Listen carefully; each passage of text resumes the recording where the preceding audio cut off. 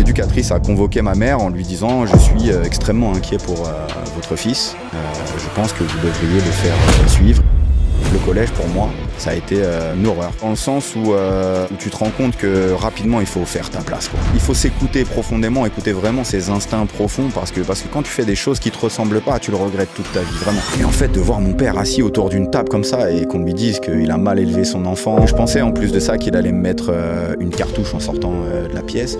Et au final, il a juste été silencieux. Et ça m'a tué. Et tu sais, toi, t'es toujours en train de te dire ouais, je crois en moi. Tu sais, tu montes les biscottos, tu fais le malin. Mais dans le fond, quand tu vas te coucher le soir, tu te dis putain, mais qu'est-ce que je fais? C'est une horreur, tu vois. Chaque projet commence par une toute première étape qui parfois est minuscule.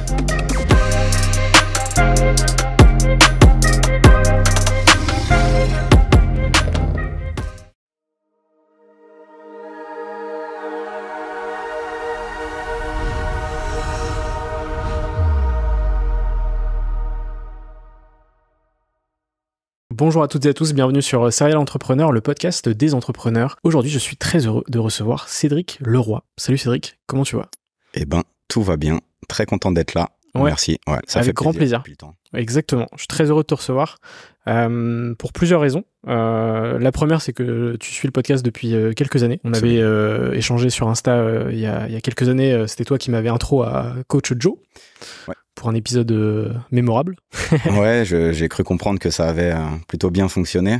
De toute façon, j'avais pas de doute parce que c'est un gars comme ça et le gars est très bon. Et puis, j'avais pas mal écouté tes podcasts au préalable et ça me semblait être un format très adapté pour lui. Donc, très satisfait d'avoir pu organiser cette rencontre. Exactement, et je t'en remercie. Et l'autre raison, c'est que tu as un parcours de ouf. On va pouvoir en parler dans le podcast, autour du sport, autour du foot notamment. Tu es responsable de la catégorie U12 féminine au Paris Saint-Germain. Ouais. Tu es consultant en management du sport. Tu es cofondateur de Diato Family Sport. L'idée, c'est de donner l'accès à la pratique du sport dans un objectif de développement social, éducatif et sportif, et notamment l'insertion sociale et professionnelle par le sport. On en arrive à la première question du podcast que tu connais sûrement, c'est de savoir dans quel environnement est-ce que tu as grandi. Eh bien, j'ai grandi dans les Yvelines, d'où la relation avec Coach Joe dont on parlait tout à l'heure. Une ville qui s'appelle Guyancourt, une banlieue assez calme, posée, même si on a eu nos lots de petites histoires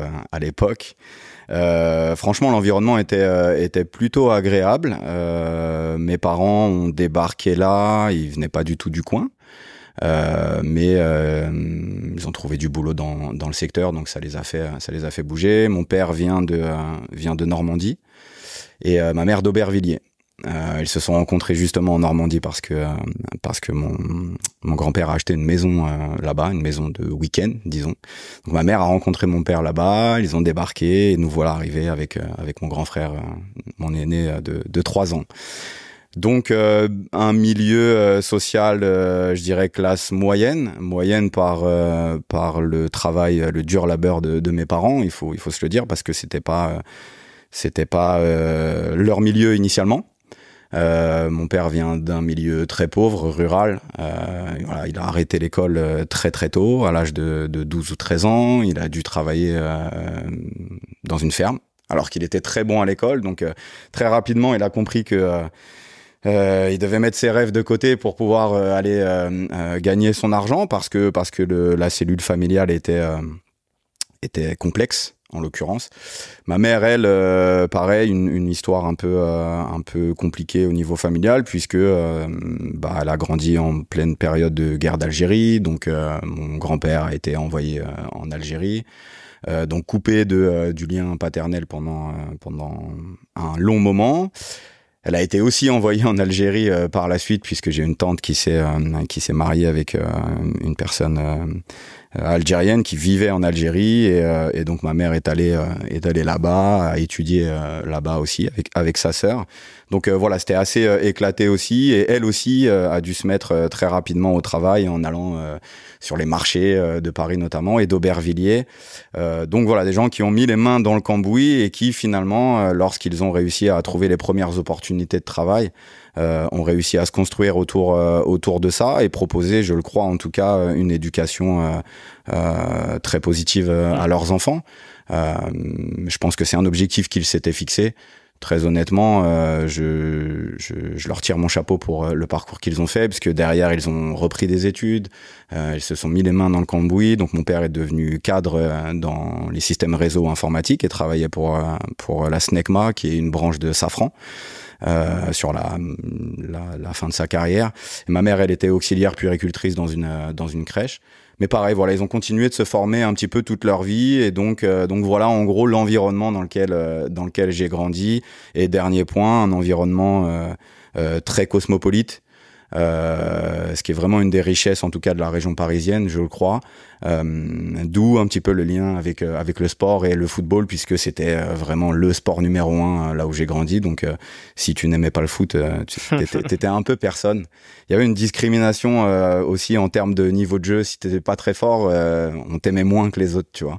Je pense que ça a créé aussi des choses dans mon parcours. Voilà. Et donc toi, tes premières passions, c'est quoi? C'est justement le sport, le foot?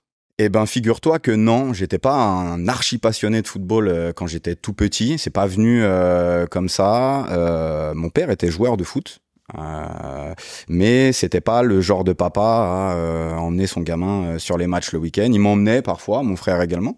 Donc on était dans les vestiaires, et c'est bizarre, j'ai toujours ces souvenirs qui reviennent de premières sensations de vestiaire, lorsque moi j'entre dans mes vestiaires le week-end, où tu sais, les mecs se mettaient du Musclor là, la crème chauffante avant de pouvoir aller jouer et tout. Donc j'ai vraiment toujours ces souvenirs là. Donc mon père était pas un grand joueur de foot, mais ça va, il a joué à un niveau assez correct, mais il m'a pas mis dedans. Le fait est que j'étais plutôt passionné par les jeux vidéo, honnêtement, parce que c'était les premières consoles qui sortaient. On avait la NES, la Super NES, et je suivais beaucoup les passions de mon grand frère. C'était beaucoup mon grand frère qui décidait un petit peu de ce que moi j'allais aimer. Et lui était dans les jeux vidéo, on avait nos consoles, était dans les jouets, etc. Donc voilà, c'était ça un petit peu mes premières passions, les dessins animés. J'étais beaucoup dans cet univers, les animaux. J'ai le souvenir que avec mon frangin, on avait une collection de tu sais, les cassettes vidéo qui s'achetaient. Je sais pas si t'as connu ça, mais ça s'achetait au tabac à l'époque, et c'était toutes des séries de cassettes vidéo qui sortaient. Il y en avait une qui s'appelait Le Règne Animal, tu vois. Okay. Et toutes les semaines on attendait que le prochain Règne Animal sorte. Donc du coup on regardait les fourmis, les coccinelles, les machins avec mon frère. On était absolument fascinés par ça, et c'est resté longtemps dans ma vie, parce que mes potes se moquaient de moi après, justement, tu vois. J'ai mon meilleur pote, j'en parlerai tout à l'heure, qui est DJ, et c'était sa meilleure vanne, tu vois. Il me sortait toujours: ouais, toi, quand je t'ai rencontré, tu regardais les coccinelles dans les jardins et tout. Bref, tu vois, ça a été ça. Donc c'était surtout ça. Et le football est venu un petit peu plus tard, quand fin de primaire, début collège. Fin de primaire, on commençait déjà à jouer un peu au foot dans les cours de récréation. J'étais un nulard. Je faisais partie des joueurs vraiment qui étaient pas forts du tout. Donc très frustrant, parce qu'en fait je suis quelqu'un j'aime la compétition et j'aime pas pratiquer quelque chose quand je suis pas bon. Sauf que j'ai compris plus tard avec le temps que c'est l'entraînement qui fait aussi la différence, et que tu t'improvises pas comme ça. En fait, tout le monde n'a pas un talent inné, et que tu t'improvises pas joueur de foot du jour au lendemain. Sauf que j'ai eu très peu de personnes pour me driver à ce niveau-là, et que j'ai dû le comprendre en fait par la force des choses. Je pense que si je m'étais vraiment mis sérieusement dans les choses avant, j'aurais pu faire d'autres choses. Mais voilà, le foot est venu un petit peu plus tard dans ma vie. Et puis mon père continuait à inviter, tu vois, des amis à la maison pour regarder les matchs, notamment du Paris Saint-Germain. Donc les influences viennent un petit peu d'ici initialement. Comment est-ce que t'as vécu tes études ? Écoute, c'était une lutte sans merci contre le sommeil. Je suis très franc avec toi. Au fond de la classe. Une horreur. Quand j'étais en maternelle, c'est une anecdote vraiment que je dois raconter pour que les gens comprennent bien en fait l'impact que les mots peuvent avoir sur le développement des personnes et sur la vie qu'ils ont derrière. Et j'en veux énormément à cette personne que j'aimerais revoir un jour, mais j'étais un enfant plein de vie, vraiment. Quand j'étais jeune, quand j'étais petit, en maternelle notamment, par exemple, je refusais de faire la sieste.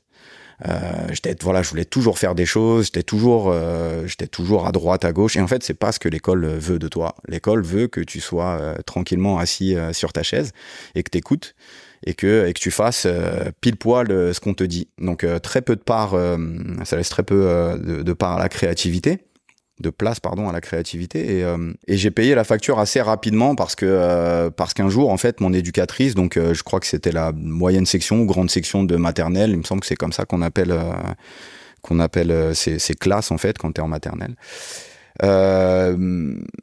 Donc mon éducatrice a convoqué ma mère en lui disant je suis extrêmement inquiet pour votre fils, je pense que vous devriez le faire suivre, il est très distrait, trop distrait, il a trop d'énergie. Et en fait ma mère a pris peur. J'étais son deuxième enfant, mon grand frère n'a pas du tout le même tempérament que moi, ni le même parcours, on a très peu de choses en commun. Et lui était très calme en fait à l'école, écoutait énormément. Donc en fait ma mère n'a pas su gérer cette situation. Elle nous a eu très jeunes aussi ma mère, donc je l'en veux pas du tout. Mais ça l'a énormément perturbé cette petite phrase de mon éducatrice de l'époque. Et en fait à partir de ce moment, elle m'a beaucoup freiné sur beaucoup de choses. Tu vois, j'étais identifié comme étant le petit garçon qui allait faire des bêtises, qu'il fallait driver différemment du premier parce que sinon je pouvais partir dans n'importe quoi. Et en fait, ça a été complexe par la suite. Donc ça, c'était mon cycle maternel. Je pense que ça a beaucoup perturbé mon développement scolaire par la suite. Derrière primaire, j'étais un élève moyen parce que j'étais plus dans l'amusement que dans l'écoute des cours.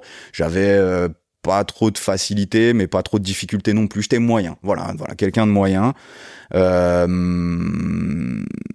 Quand je suis arrivé en CM2, je me souviens que ça commençait déjà à être un peu compliqué pour moi. Puis finalement, je suis passé au collège et là, la transition a été absolument incroyable parce que la première année de collège, j'étais dans les meilleurs de ma classe.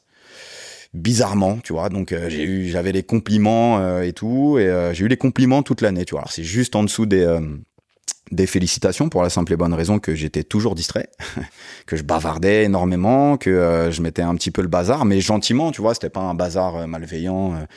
J'insultais pas les profs, quoi. J'avais envie de vivre en fait, tout simplement, et de découvrir les gens qui m'entouraient. C'était surtout ça qui était prioritaire pour moi. Et puis il y a eu un point de bascule à ce moment dans mes études parce que socialement le collège pour moi ça a été une horreur dans le sens où tu te rends compte que rapidement il faut faire ta place, quoi. Tu vois, quand t'es dans la cour de récréation, quand t'es en cours, tu te rends compte assez rapidement, je trouve, quand t'arrives au collège, que tu vois, quand tu finis la primaire, t'es chez les grands. Ben, c'est toi le grand de l'école, et puis tu passes en sixième et tu redeviens le petit de l'école, et tu te rends compte que il y a une hiérarchie, tu vois. Il y a une hiérarchie et que t'as les dominants. Et puis, tu as ceux qui sont un petit peu plus dominés. Et très vite, en fait, il y a cette séparation qui se fait au collège. Et je dois le dire très honnêtement, j'ai été du côté de ceux qui se faisaient un peu victimer parce que, en fait, grosse personnalité. Donc, j'ouvrais beaucoup ma bouche. Sauf que, bah ouais, il y avait des gars qui étaient plus forts que moi en face et que en fait, ils me faisaient la misère, tu vois. Et très rapidement, j'ai compris, donc adaptation, qu'il fallait que je fréquente d'autres types de personnes qui avaient eux aussi des grosses personnalités et que c'était soit je me faisais manger ou soit je mangeais les autres. En gros, le calcul a été fait à ce niveau-là. Donc, bah, toute la panoplie du gars qui est pas un type que t'aimes bien à l'école. Tu vois, le genre de gars qui va se moquer des plus fragiles, le genre de gars qui ouais, comme je te dis, qui va essayer d'être fort en sport et qui en fait va mettre le bazar dans les cours de français alors que ça m'intéressait de ouf, tu vois, ou en histoire, j'étais archi passionné d'histoire et en fait je foutais la merde tout le temps, tu vois, parce que ça me donnait une légitimité de pseudo caïd à deux balles, tu vois. Et en fait, il y a vraiment eu une bascule à ce moment-là parce que j'ai été j'ai été identifié comme étant un problème pour le milieu scolaire. C'est réel, j'étais le mec qui systématiquement déconcentrait la classe parce qu'il allait faire une blague, ou et là j'avais basculé dans les profs sont mes ennemis, tu vois. Vraiment j'étais dans cette optique là, mais par contre socialement c'était mieux, tu vois. J'avais des potes, j'étais entouré, quand il y avait une bagarre, bah j'avais mes potes avec moi, parce que quand t'es tout seul tu te fais manger, alors que quand t'es en groupe ça se passe beaucoup mieux. Et tu vois, j'étais passé du côté des mecs, putain, c'est un mec important de l'école, tu vois. Et c'est de la merde, hein, je le dis avec beaucoup de recul. J'en ai énormément souffert. J'ai fait souffrir des gens aussi. D'ailleurs, j'ai eu des démarches où je suis allé m'excuser auprès de ces personnes-là en leur disant j'étais pas très sympa avec toi à l'époque. Et en fait, j'étais juste stupide. Et je te prie de m'excuser pour ça. Et en fait, j'ai été tu vois, c'était comme si j'avais besoin de m'enlever ce poids parce qu'en fait, et je le dis très clairement, il faut pas aller vers ça. Il faut s'écouter profondément, écouter vraiment ses instincts profonds, parce que quand tu fais des choses qui te ressemblent pas, tu le regrettes toute ta vie, vraiment. Ça, c'est très important de le savoir. Et moi, ça m'a pesé énormément pendant pas mal de temps. Bref, pour revenir sur la partie école, donc là, j'ai complètement décroché, tu vois, genre, il y a plus rien qui m'intéressait, et là, j'étais à fond dans le foot, quoi, tu vois, je regardais que du foot tout le temps, j'allais jouer au foot avec mes potes, et c'était foot. Pourquoi? Parce que aussi, socialement, ça me donnait du crédit. C'était, Cédric, il connaît le foot, lui, il connaît, regarde tous les matchs, tu parles d'un joueur, il connaît ce joueur, machin, ceci, cela. C'est venu un petit peu comme ça. Et au final, j'ai eu ma bascule jusqu'au lycée. Donc je suis passé en seconde technologique, pour la simple et bonne raison que mon frère a fait une seconde technologique et que pour lui ça s'est bien passé, tu vois. Sauf que moi je suis arrivé au lycée et que c'était l'enfer. Genre je me suis dit mais qu'est-ce que je fais là, tu vois. Vraiment je comprenais plus, et j'ai payé en fait la facture de tout ce que j'ai fait au collège, et j'ai redoublé ma seconde, j'ai redoublé ma première, tu vois, avant de me faire virer définitivement de mon établissement scolaire pour des histoires de bagarre. C'est clairement ce qui s'est passé. Il y a des mecs qui descendaient au lycée pour m'attraper.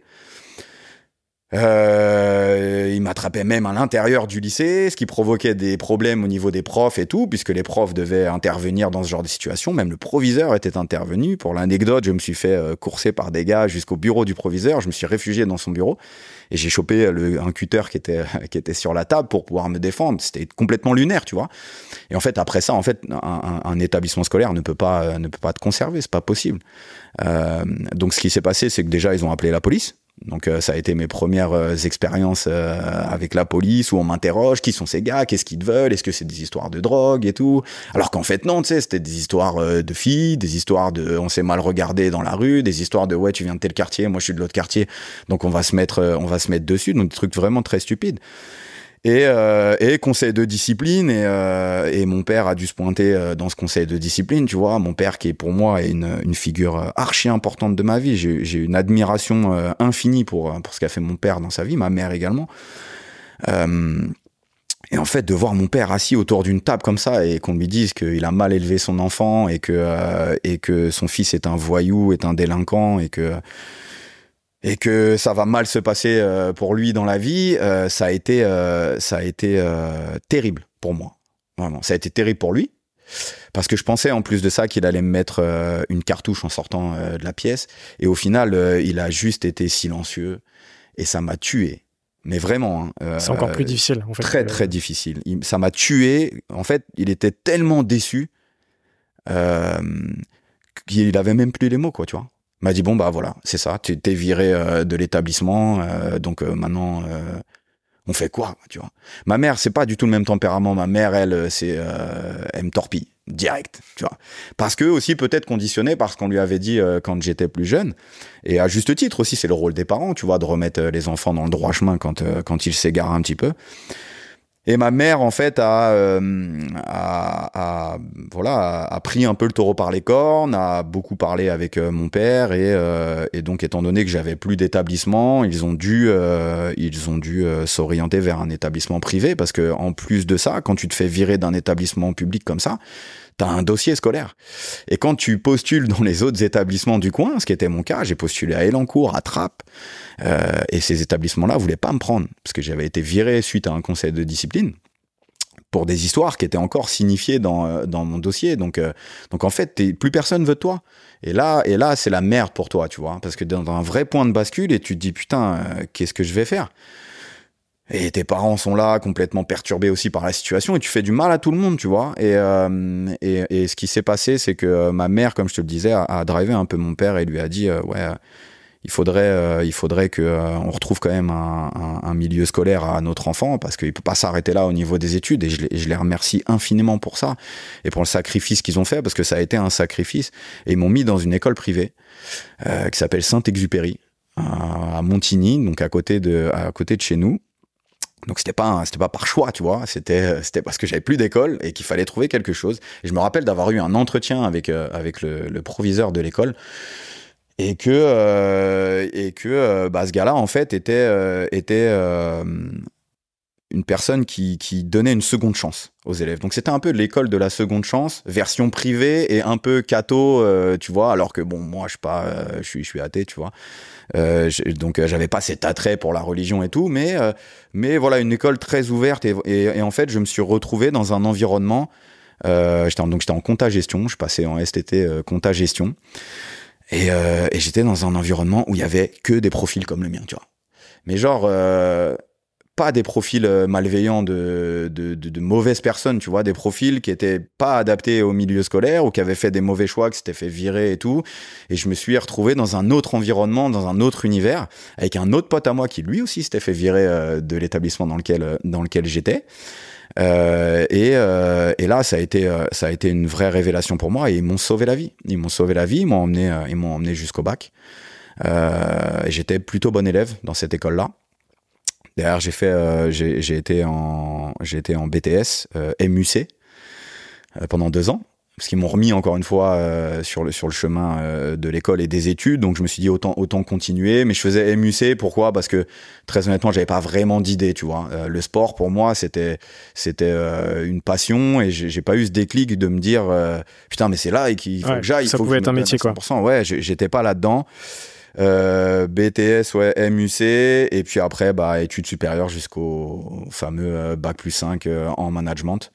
Voilà, orienté business international, et c'était plutôt cool, même si finalement, ce que j'avais appris en BTS, c'était la même chose jusqu'au bout, tu vois. T'as l'impression, en fait, quand t'arrives en BTS, tu fais une première année, et en fait, la deuxième année et jusqu'à la fin de tes études supérieures, tu fais que la même chose, quoi, tu vois. Quand t'es dans le milieu, je te parle scolaire, lycée et après bac, et puis quand tu bascules en université, voilà, t'as les amphis et tout, mais finalement, le contenu de cours, que ce soit le droit, que ce soit l'éco ou des choses comme ça, c'est tout le temps la même chose, quoi, tu vois, jusqu'au bout. Donc, en fait, tu te dis, putain, mais c'est super, ça, je vais avoir un Bac+5, tu vois.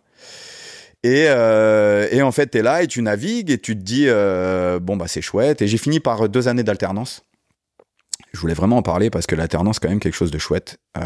Franchement, je pense que j'aurais dû le découvrir un petit peu avant. Et je pense, voilà, tu vois, avec du recul, que peut-être un milieu un peu plus manuel, si j'ai été drivé différemment un peu plus jeune, j'aurais peut-être dû m'orienter vers ça, parce qu'en fait, faire les choses, c'est différent. Et c'est là que t'apprends vraiment, que ce soit positif ou négatif d'ailleurs. Parce qu'en fait, tu peux te retrouver dans des situations où tu vas être en totale souffrance dans ton alternance, ce qui a été le cas pour moi. J'étais en ressources humaines, parce que je me cherchais, en fait, j'avais pas trop quoi faire, mais je me disais, putain, mais c'est pas mal, ressources humaines, je peux prendre. Tu travaillais dans quel type de boîte? J'étais chez Fenwick Lindley. Donc c'est pour les gens qui connaissent, c'est du matériel en fait, les Fenwick, je sais pas si ça te parle, ça me dit, mais c'est les petites machines qui te permettent d'aller chercher des palettes, tu vois. C'est ce qu'on appelle un Fen d'ailleurs. En fait, c'est une marque, ça s'appelle Fenwick, c'est un peu comme le frigo, je crois, ou un truc comme ça, qui était une marque initialement et qui en fait s'appelle pas comme ça. Je crois que c'est réfrigérateur. Bref, tu me dis si je me trompe, mais en gros voilà, j'étais chez Fenwick Lindley, j'étais en ressources humaines et c'était une horreur. Une horreur aussi, tu vois, parce que ça m'allait pas du tout, parce que en fait j'avais rien à voir avec ce milieu-là, tu vois. J'étais avec des gens qui pour eux bah c'est le bout du tunnel, quoi. Voilà, c'est leur vie, en fait. Ils sont là. Donc, en fait, les pauses café, ça parle de gosses, ça parle de week-end en Normandie, à Deauville et tout. Et en fait, moi, c'était pas du tout ma réalité, tu vois. Donc, en fait, je me retrouvais avec des gens et je pouvais pas parler avec eux, je pouvais pas communiquer avec eux. Ça, c'était déjà sur le plan social. Et puis après, sur le plan professionnel, la première tâche qu'on m'a demandé de faire lorsque je suis entré en ressources humaines, c'était de faire un courrier d'avertissement pour un gars que j'avais jamais rencontré de ma vie, que je connaissais ni d'Ève ni d'Adam. Et c'est vraiment une anecdote réelle. Ça m'a énormément perturbé, tu vois. Je me suis dit, donc c'est ça. C'est vers ça que je m'oriente et c'est vers ça que je me dirige. Et en fait, non, quoi, tu vois. J'aurais pu rester parce que, le directeur du service RH de chez Fenwick m'appréciait pas mal. Et m'a demandé ce que je voulais faire après, est-ce que ça m'intéressait de rester dans la boîte. Et en fait, à ce moment-là, je me suis dit, mais merde, quoi, je vais mourir ici. Tu vois, je suis dans le schéma classique de je prends un contrat dans une boîte, un CDI, puis j'achète un Renault Espace, tu vois, je fais des gosses. Ça va faire rire mes potes parce que je leur ai beaucoup dit ça, tu vois. T'achètes ton Renault Espace, t'as tes gosses, et puis après t'attends la retraite, quoi. Et c'est ça, tu vois. Et tous les lundis matins, tu te réveilles et tu te dis putain, mais non, c'est une horreur. En fait, je veux pas de ça, tu vois. Tu te lèves à 6h du mat, et en fait, tu vois pas tes gosses grandir et tu vois pas ta femme et t'es là et tu te dis putain, quand est-ce qu'arrive le week-end ou quand est-ce qu'arrivent mes vacances, tu vois. Et cette forme d'emprisonnement, moi, ça me convenait vraiment pas du tout, quoi. Je me disais, je vais y laisser des plumes et j'ai très vite compris que si je restais dans ce type d'environnement entreprise, je partirais vite en burn-out où ça allait très très mal se passer pour moi, tu vois. Donc voilà, à la suite de ça, j'ai décidé de suivre ma voie et notamment de voyager. J'ai atterri en Inde notamment et voilà, en tout cas pour mes études. Ouais. Tu pars direct en Inde après tes études ou justement t'as un petit moment de flottement entre guillemets? En fait, la genèse de l'Inde, c'est avant tout ça. Ce qui s'est passé avec l'Inde, c'est que en fait l'Inde, c'est pas mon premier voyage à l'étranger. Là, je vais devoir faire un petit retour en arrière et parler de Joël Bouraïma. Pourquoi ? Parce que c'est super important d'avoir des personnes dans ton environnement qui peuvent t'inspirer. Moi, j'essaie vraiment au quotidien de m'entourer des personnes qui m'inspirent vraiment, qui soient jeunes, qui soient moins jeunes, parce que tu peux trouver des sources d'inspiration partout. Et en fait, Joël, lui, est parti vivre en Australie, tu vois, à l'époque. Et ça a fait énormément parler chez nous dans notre quartier, tu vois. Et j'ai un pote à moi qui s'appelle Loïc Mendy, à qui je passe le bonjour, qui lui aussi a pris la décision d'aller en Australie, tu vois. Donc en fait, il est parti rejoindre Joël là-bas et tout un groupe d'amis qu'on avait du même quartier. Et pour nous, c'était un truc de malade, quoi, tu vois. On se disait, putain, l'Australie, on rêvait de partir à l'autre bout du monde comme ça. Je pense que chaque humain a ça en lui, tu vois. On est tous des explorateurs dans le fond, et pour nous, ça nous fascinait. Et Joël a un peu ouvert la voie comme ça en allant là-bas en Australie. Et en fait, à la fin de mon BTS, j'ai pris une année de césure avant de retourner sur ma licence et mon master. Et j'ai passé 1 an en Australie avec des mecs, des potes à moi du BTS et mon meilleur pote qui lui est parti dans une autre destination pour la simple et bonne raison que on devait y aller ensemble au départ et qu'il a finalement décidé d'y aller avec sa meuf. Et qu'en fait ça correspondait pas au projet que nous on recherchait, tu vois. On voulait pas partir avec nos meufs. Ouais, c'était pas le même mood.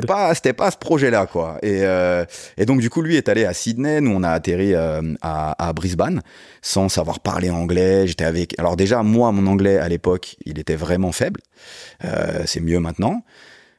Mais alors les gens et les personnes avec lesquelles je suis parti, c'était encore pire. Tu vois, elles étaient vraiment nulles. Mais Joe, quand il raconte le moment où il part, je crois qu'il parle pas du tout anglais aussi. Ouais.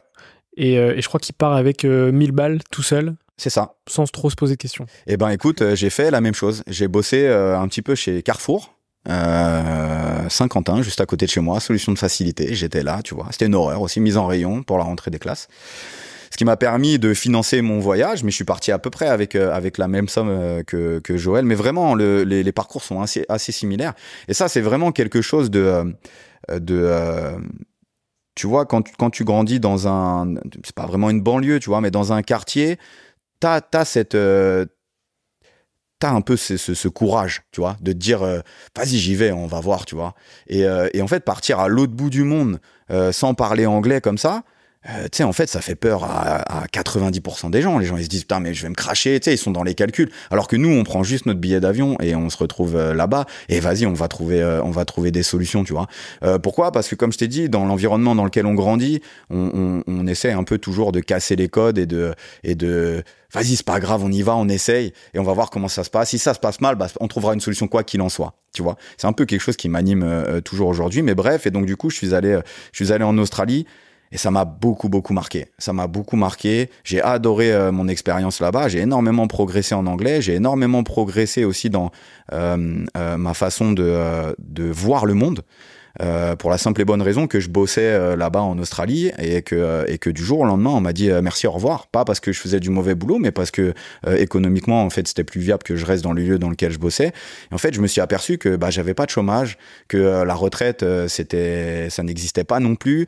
Et en fait tu vois tous ces concepts de la société française qui pour moi aujourd'hui peuvent représenter un frein notamment dans l'entrepreneuriat. J'ai réussi à me les enlever de la tête et me dire, il y a une autre solution, il y a une autre voie. Ça a été un peu ça. Et après, pour revenir à l'Inde, avant ma soutenance de fin de master, j'ai voulu prendre un break et je suis allé en Inde justement. J'ai pris un billet d'avion, je suis allé à Pondichéry. Pourquoi ? Parce que quand t'es français et que t'as envie de voyager en Inde, tu te dis où est-ce que je peux atterrir. Et en fait Pondichéry s'inscrit un petit peu comme le lieu de prédilection de tous les Français. Pourquoi ? Parce que c'est un ancien comptoir français et qu'il y a encore des attaches françaises et que tu te dis partir en Australie c'est quelque chose d'assez simple parce que tu te dis culturellement il y a des similitudes et tu vas pouvoir t'en sortir quand même. Autant partir en Inde comme ça avec un sac à dos, tu te dis s'il m'arrive quelque chose là-bas, c'est mieux si je peux passer un coup de fil à quelqu'un qui va comprendre ce que je peux lui dire. Donc j'ai atterri à Pondichéry, puis je suis allé rendre visite à un ami à moi qui travaillait dans une ONG dans l'Andhra Pradesh, donc un autre État. Donc ça a été mes premières expériences de voyage à l'intérieur de l'Inde, et je suis absolument tombé amoureux de ce pays-là, de la culture, des gens que j'ai pu rencontrer, qui pour la plupart du temps n'ont pas grand-chose, mais sont des personnes avec un cœur énormissime.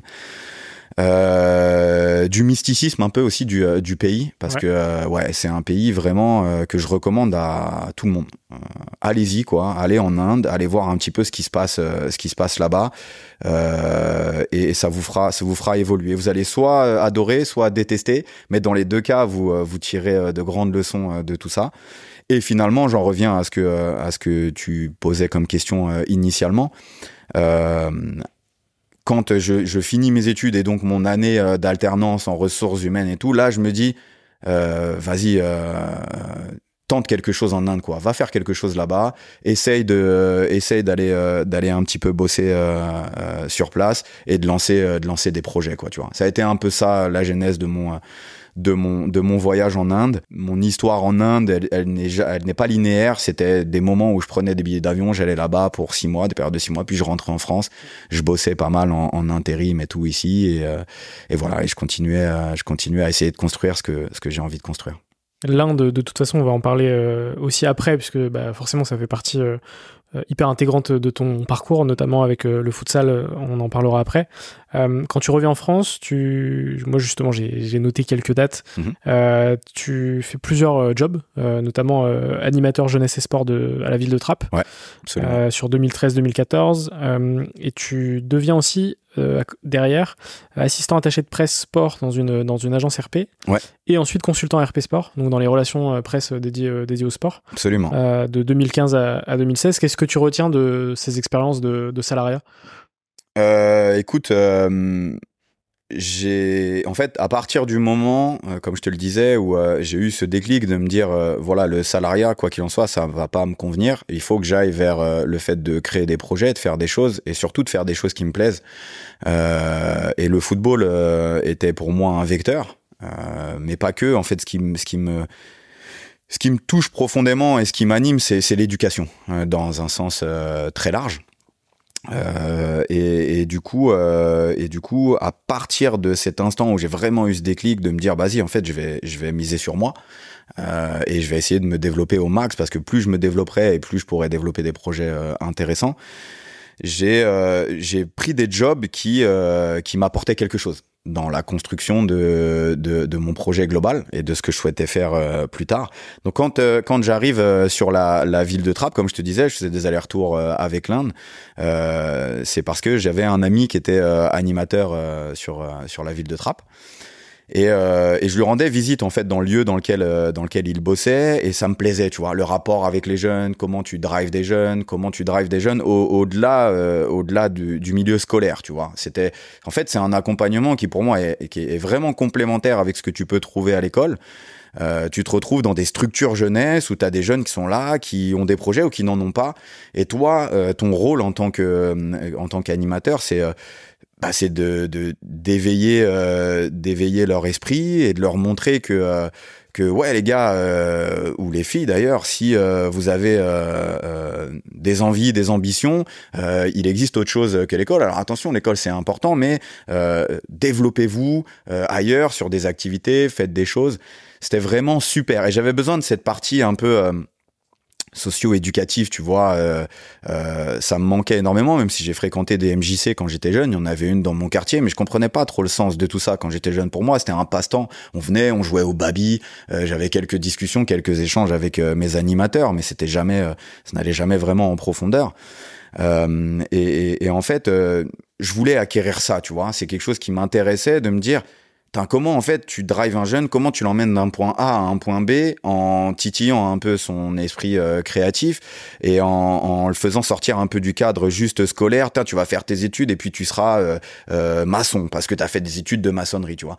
C'était en fait leur ouvrir un champ des possibles. Et j'avais besoin de savoir comment tu pouvais donner ce message à la jeunesse et quels étaient les codes, et c'était une expérience absolument incroyable. Et je suis toujours en contact avec beaucoup de jeunes de Trappes qui font des choses absolument incroyables toujours. C'est vraiment cette ville, elle est incroyable. Il y a des sacrés noms qui sont sortis de Trappes. Il y a des talents de ouf qui sortent de Trappes. Et en fait, je suis pas surpris. Je suis pas surpris parce que je dois tirer aussi mon chapeau à la ville. La ville fait énormément pour la jeunesse de Trappes. Tu vois, notamment au travers de ces structures jeunesse. Pourquoi ? Parce qu'il y a aussi un melting pot et les gens viennent un peu de partout. Moi, je me souviens d'avoir travaillé avec des filles qui étaient précédemment psychologues et tout, qui se pointaient là-dedans ou qui venaient d'un milieu social totalement différent, tu vois, de Paris, par exemple, qui venaient travailler à Trappes. Et en fait, c'est bon, tu vois, cette mixité sociale, elle est bonne. Et je parle pas de mixité ethnique, je parle vraiment de milieu social. Tu grandis dans la classe moyenne, la classe pauvre, t'es à Paris, t'es en dehors de Paris, tu vois, tout ça joue énormément. Et en fait, à Trappes, on avait ça.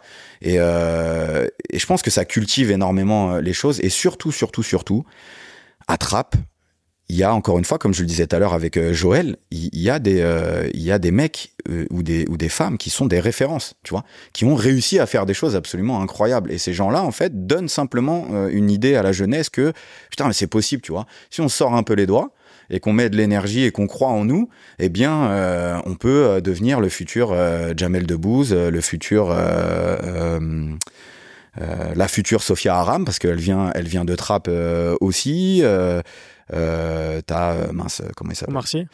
Omar Sy. Putain, comment je peux oublier son prénom ? C'est une honte. Je l'adore en plus. Anelka aussi, je crois. Anelka, ouais, il y en a plein. Il y a vraiment, c'est un vivier.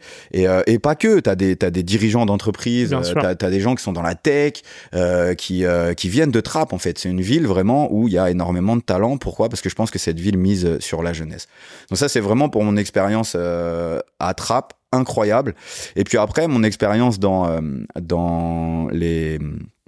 dans le milieu des attachés de presse sport, c'est parce que j'avais besoin aussi moi de me rattacher et de me remettre un petit peu dans le milieu du sport à un moment. J'ai fait aussi une reprise d'études à la fac de Nanterre et je suis allé en master STAPS, organisation événementielle. Pourquoi ? Parce que j'ai aussi vite compris que sans vraie légitimité sport sur mon CV, j'aurais du mal à m'intégrer dans le milieu sportif, tu vois. Donc tu vois, j'étais toujours dans ces calculs de me dire ok, pourquoi je fais ce choix-là ? Est-ce que ça va m'emmener là où je souhaite aller ? Pour le moment, oui, et je suis assez satisfait de ça. Mais donc voilà, reprise d'études, et dans cette reprise d'études-là, il fallait trouver un stage, tu vois. C'était aussi le moyen de pouvoir avoir un stage quand tu fais une reprise d'études comme ça. Et je me suis retrouvé dans une petite agence à Paris qui s'appelle Liliane Frété, qui n'existe plus aujourd'hui d'ailleurs, je crois qui a été absorbée, qui s'appelait Frété Rogerson ou je sais plus trop quoi, mais qui était très orienté voile et ainsi de suite. Mais par contre, il faisait le Tour de France. Et ça m'intéressait, tu vois. Non pas que je sois un fan absolu de vélo, mais je savais la grandeur de l'événement sportif. Et je savais que en mettant Tour de France sur mon CV, ça apporterait quelque chose à mon profil.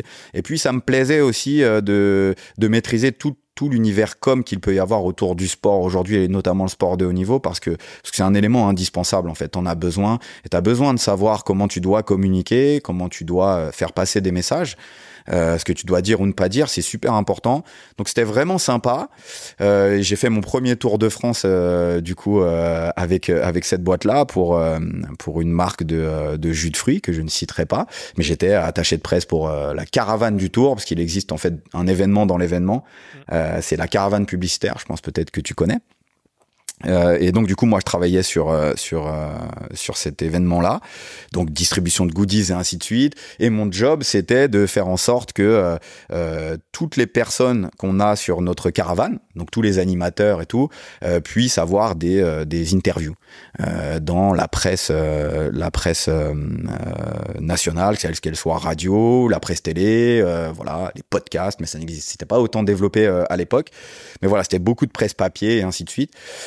Pourquoi ?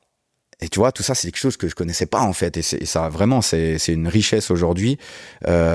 Les sociétés se rendent compte avec le temps que la publicité classique a beaucoup moins d'impact qu'avant. En tout cas, l'époque à laquelle moi j'étais attaché de presse, c'était très vrai. Donc aujourd'hui, ça a encore évolué parce que le monde est en mouvement et quoi qu'il en soit, ça évolue très très rapidement. Maintenant, je pense que si t'es une marque et que tu dois développer ta visibilité, mieux vaut aller sur les réseaux sociaux, par exemple.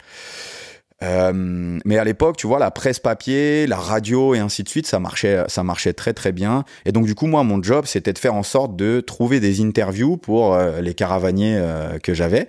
Donc, je contactais les JT locaux, tu vois, genre France 3 Région, et ils venaient faire un sujet sur Michel qui habite dans la Creuse et qui est caravanier, tu vois. Et toi, en fait, t'es dans ton canapé et tu regardes la télé et tu te dis putain, mais c'est super l'aventure de Michel. Il est caravanier pour le Tour de France et tout. Et en fait, c'est une pub. C'est une pub énorme, tu vois. Et c'est des sujets attachés de presse. On appelle ça des sujets attachés de presse. Et c'est une pub pour le produit, en fait, pour lequel Michel est caravanier. Tu comprends ? Et en fait, à la fin de tout ça, une fois que tu as fini ton Tour de France, tu as un volume d'articles. Et là, tu dois faire une sorte de revue de presse et une valorisation. Et en fait, tu as en gros le montant global qu'aurait dû payer l'entreprise en termes de publicité qui est sous tes yeux et ce que ça leur a coûté. Tu vois. Et en fait, tu te rends compte que le delta est énormissime et qu'en fait, en passant par ces moyens-là, tu as double objectif, c'est-à-dire que tu touches les gens sans même qu'ils s'en rendent compte.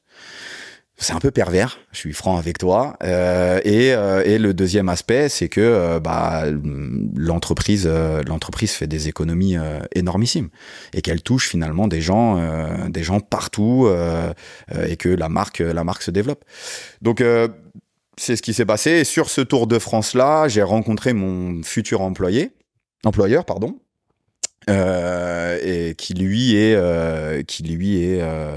avait monté sa petite boîte qui s'appelle Blackboard, qui s'appelle Raphaël Austré et Bastien Hugues Fouché, c'était 2 associés.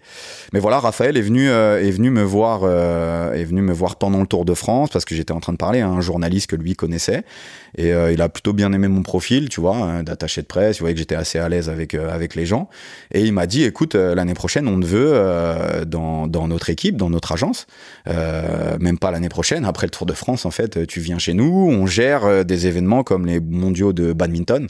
Moi ça m'intéressait de ouf parce que là ça me parlait un peu plus. J'adore le bad. Ils avaient ils travaillaient avec la fédération de hockey, donc tu vois, ça m'ouvrait aussi les portes de ce milieu un peu fédéral. Ils avaient la fédé de boxe, la fédé de lutte, et ils avaient surtout Cochonou sur le Tour de France, donc la caravane Cochonou. Et voilà, donc c'est mon 2e Tour de France derrière que j'ai fait avec Cochonou. Truc très marrant parce que pour l'anecdote, je ne mange pas de viande, je ne mange plus de viande depuis mes premiers voyages en Inde.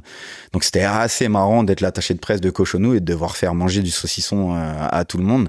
Et tout le monde me disait mais pourquoi t'en prends pas? Et tu sais, devoir justifier que toi en fait tu manges pas de viande, il fallait faire des pirouettes un petit peu, tu vois, et être assez malin. Mais voilà comment j'ai vécu ces expériences-là. Je me suis jamais trompé en me disant putain c'est chouette, je vais en faire mon métier toute ma vie, tu vois. Pour moi en fait ça m'a forgé, ça m'a construit pour l'étape d'après et finalement mon parcours parce que ouais je mise comme je te le disais tout à l'heure sur le développement de mon profil. C'est super important. J'encourage tout le monde à le faire en tout cas et d'acquérir les compétences que tu peux acquérir dans n'importe quel environnement dans lequel tu te trouves. Voilà, un peu là ton objectif justement c'est d'emmagasiner un maximum d'expérience pour justement enrichir ton CV, ton profil, etc. comme tu l'as dit. Ouais. Tu pars, alors avant de partir en Inde, tu te lances dans l'entrepreneuriat en 2017 sur un format de consulting où tu accompagnes justement des acteurs du sport, donc athlètes, entreprises, fédérations, collectivités, indépendants, dans leur stratégie. Qu'est-ce qui fait que justement tu te lances dans l'entrepreneuriat ?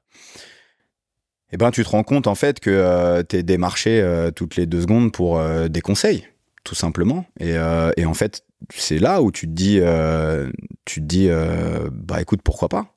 Pourquoi pas aller vers ce type d'entrepreneuriat où tu es simplement une personne qui intervient à l'instant T sur un projet, que tu vends encore une fois de la consultance parce que tes conseils peuvent faire sens pour le développement d'un business ou pour l'accompagnement d'un athlète ou tout un tas d'autres sujets, tu vois, j'étais pas fermé.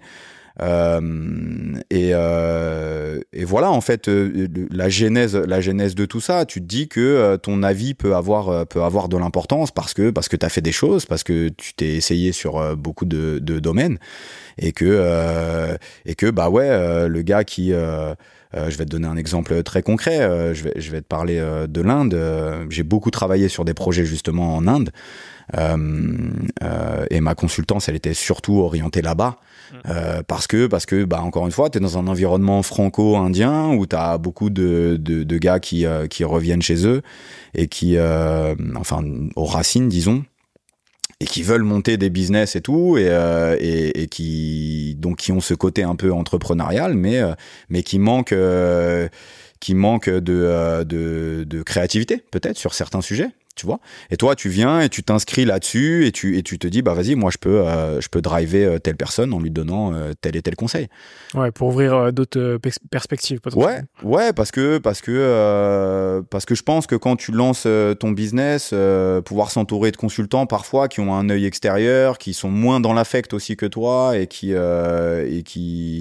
ont besoin de compétences, bah c'est quelque chose de positif, tu vois. Je pense vraiment que de toute façon les business sont tout le temps en mouvement et quoi qu'il en soit, avoir des gens comme ça qui peuvent intervenir de l'extérieur et en plus quand tu mets le prix pour ça, bah tu les écoutes quoi, tu vois.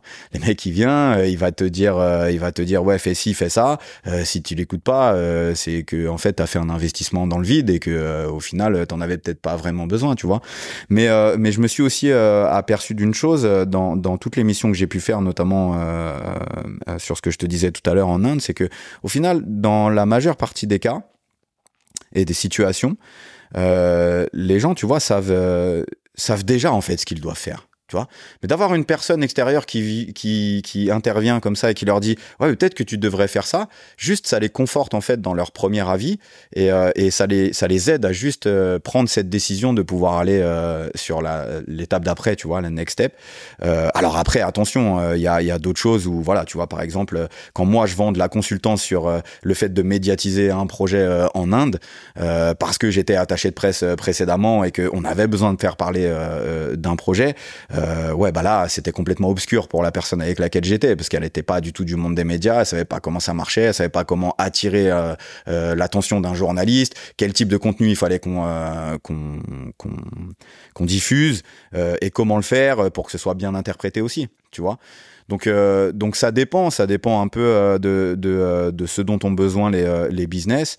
Mais ouais, c'est toujours quelque chose qui m'intéresse énormément de venir, voilà, tu vois, m'inscrire ponctuellement comme ça sur un projet dans lequel je crois pour les driver un petit peu. Il faut que tout le monde s'y retrouve aussi.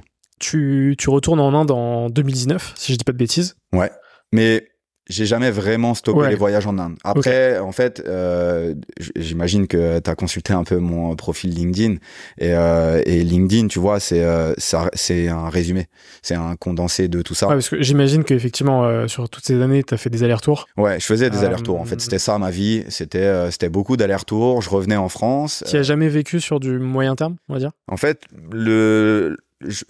il faut savoir que en Inde, tu peux pas avoir des visas de plus de 6 mois. Donc à chaque fois, c'était max. Ouais, le max, c'est 6 mois. Donc j'ai fait 6 mois, mais t'es obligé de revenir au bout d'un moment en France, de ronger ton frein, parce que tu peux pas postuler au prochain visa aussi rapidement que ça. Le renouveler du moins. Et en fait, c'était quelque chose de plutôt positif. Pourquoi ? Parce que ça me permettait de revenir en France, de jobber un petit peu, tu vois, de bosser, de faire mon argent, parce que oui, j'ai vendu du conseil en Inde notamment, mais disons-nous les choses très clairement, c'est pas ça qui me permettait de vivre. C'est-à-dire que je le faisais parce que ça m'apportait quelque chose, ça me permettait d'avoir une notoriété sur place, de développer encore une fois mon réseau, et c'était plutôt positif. Mais voilà, tu vis pas de ça.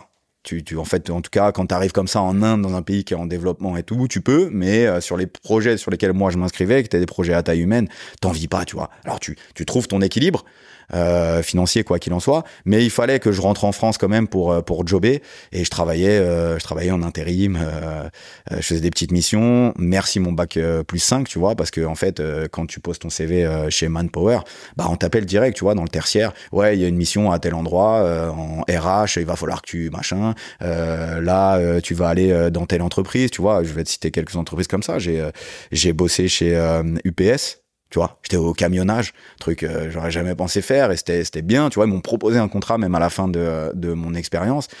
J'ai bossé dans une boîte où c'était de la numérisation de documents. J'ai fait tout un tas de missions en fait en intérim comme ça. Ça me permettait encore une fois de prendre mon argent ici, et après quand j'arrivais en Inde, j'étais à l'aise. Je pouvais m'enlever certains soucis d'ordre financier de la tête, parce que bah en fait en Inde avec 3000 €, tu vis pendant longtemps. C'est clair. Tu vois. Et ça me donnait ce loisir surtout de travailler sur les projets que je choisissais. Avant de parler de Diato Family Sport, j'ai envie de faire le focus sur 2 sujets. Le premier, je sais que tu as participé à l'organisation de la Coupe du Monde des Sans-Abri. Ouais. Donc du coup, ça sera justement intéressant d'en parler. Et le deuxième sujet, c'est en Inde, tu as justement participé au fait de démocratiser le futsal, le foot en salle. Ouais. Donc j'ai envie, tu vois, de faire un focus sur ces 2 points. Est-ce que tu peux me parler du coup de la Coupe du Monde des sans-abri ? Ouais, bah écoute, je souhaitais justement un petit peu mettre un pied dans le milieu du sport et notamment du football en Inde, et je savais pas trop par où commencer, tu vois. Donc t'as le milieu des clubs professionnels où finalement si toi t'arrives, t'es français, bon bah personne va vraiment t'ouvrir la porte, tu vois. Donc j'avais ce choix de prendre un billet d'avion, de me rendre dans un lieu et d'y aller un peu au culot et d'aller pousser les portes des clubs, mais je considérais que c'était pas le meilleur chemin à prendre. Donc je me suis dit que j'allais aller vers quelque chose de plus humain. Donc combiner encore une fois le côté humain et sport, et je me suis orienté vers une ONG qui s'appelle Slum Soccer, qui opère du côté de Nagpur, donc c'est dans le Maharashtra, une région du centre de l'Inde. C'est le même état en fait que Bombay. Sauf que donc Mumbai maintenant, mais sauf que c'est à des centaines de kilomètres de là, tu vois, parce que encore une fois l'échelle de l'Inde c'est pas du tout la même que l'échelle de la France. Donc voilà, j'ai ciblé cette ONG, j'ai discuté avec eux en leur disant voilà, vous faites un événement qui s'appelle la Coupe du Monde des sans-abri, moi ça m'intéresse, tu vois, de venir et de justement donner un petit peu des compétences, parce que en parallèle, moi j'étais aussi dans un club local des Yvelines, puisque je jouais encore au futsal, j'étais responsable de catégorie, j'étais responsable de tout le projet, j'ai vraiment développé le projet dans ce club-là, et que je pensais encore une fois que ce que moi je pouvais apporter là-bas allait être structurant pour un projet comme celui-là. Donc ça me plaisait, tu vois, cette idée de Coupe du Monde des sans-abri et tout. Donc je me suis mis d'accord en fait avec le owner là de l'ONG, tu vois, donc le fondateur de l'ONG, et me voilà parti prendre mon billet d'avion pour Nagpur. Je me suis retrouvé au milieu de nulle part, mais quand je te dis nulle part, c'était vraiment un village perdu, parce que c'était pas Nagpur même, c'était un village à côté, un terrain qui était pas vraiment un terrain, archi boueux, etc., et à devoir gérer l'équipe garçon et l'équipe fille de la Coupe du Monde des sans-abri, donc la sélection indienne. Et c'est cette ONG là en fait qui tous les ans a l'autorisation pour pouvoir se présenter sur ce tournoi là. Alors c'est bien sur le papier, c'est un chouette événement, tu vois, Coupe du Monde des sans-abri, t'aimes le principe. Moi j'en avais entendu parler ici en Europe, parce que il y a un joueur notamment à Manchester United à l'époque qui s'appelle Bébé, qui était passé justement par la Coupe du Monde des sans-abri, tu vois, c'était un peu l'anecdote. Excellent. Et tout, et en fait je comprenais pas trop comment c'était possible, tu vois, de passer de la Coupe du Monde des sans-abri à joueur professionnel. Et en fait j'ai tout compris quand je suis allé en Inde. Le fait est que j'avais pas de sans-abri, tu vois, dans mon équipe. Les filles et les garçons qui étaient là avaient été sélectionnés avec des détections, genre des détections limite de club pro, tu vois, où en fait c'est du marketing en fait. C'est du marketing, et puis c'est comment on va pouvoir attirer des sponsors. Donc ils sont sponsorisés par Sony, ils sont sponsorisés par tout un tas d'entreprises et de fondations et ainsi de suite. Le côté très très négatif de la chose, c'est que les joueurs et les joueuses qui sont là doivent également payer pour faire partie de cette expérience-là. Je suis toujours en contact. Alors vraiment, encore une fois, je tire vraiment beaucoup de positif de cette expérience. Mais welcome dans le monde du foot indien. Si je dois te résumer la situation comme ça, ça ressemble à ça, quoi, tu vois. C'est beaucoup d'habillage, et quand tu creuses un petit peu la chose, tu te dis ah ouais, il y a un truc qui cloche. Donc je m'en suis pas aperçu tout de suite. Je suis arrivé là-bas, je commence à parler un peu aux joueurs et tout. Et eux avaient des consignes, tu vois.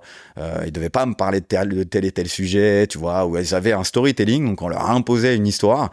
J'ai le souvenir d'un mec du Cachemire, donc état musulman, tu vois, le mec archi musulman et tout machin. Et lui, son histoire, c'était que son père était alcoolique, tu vois. Alors que en fait, c'est une famille super pieuse et tout. Et lui, en fait, un jour, il s'est livré en me disant mon père, il est pas alcooleux, tu vois. C'est ils me disent de dire ça, tu vois. Wow.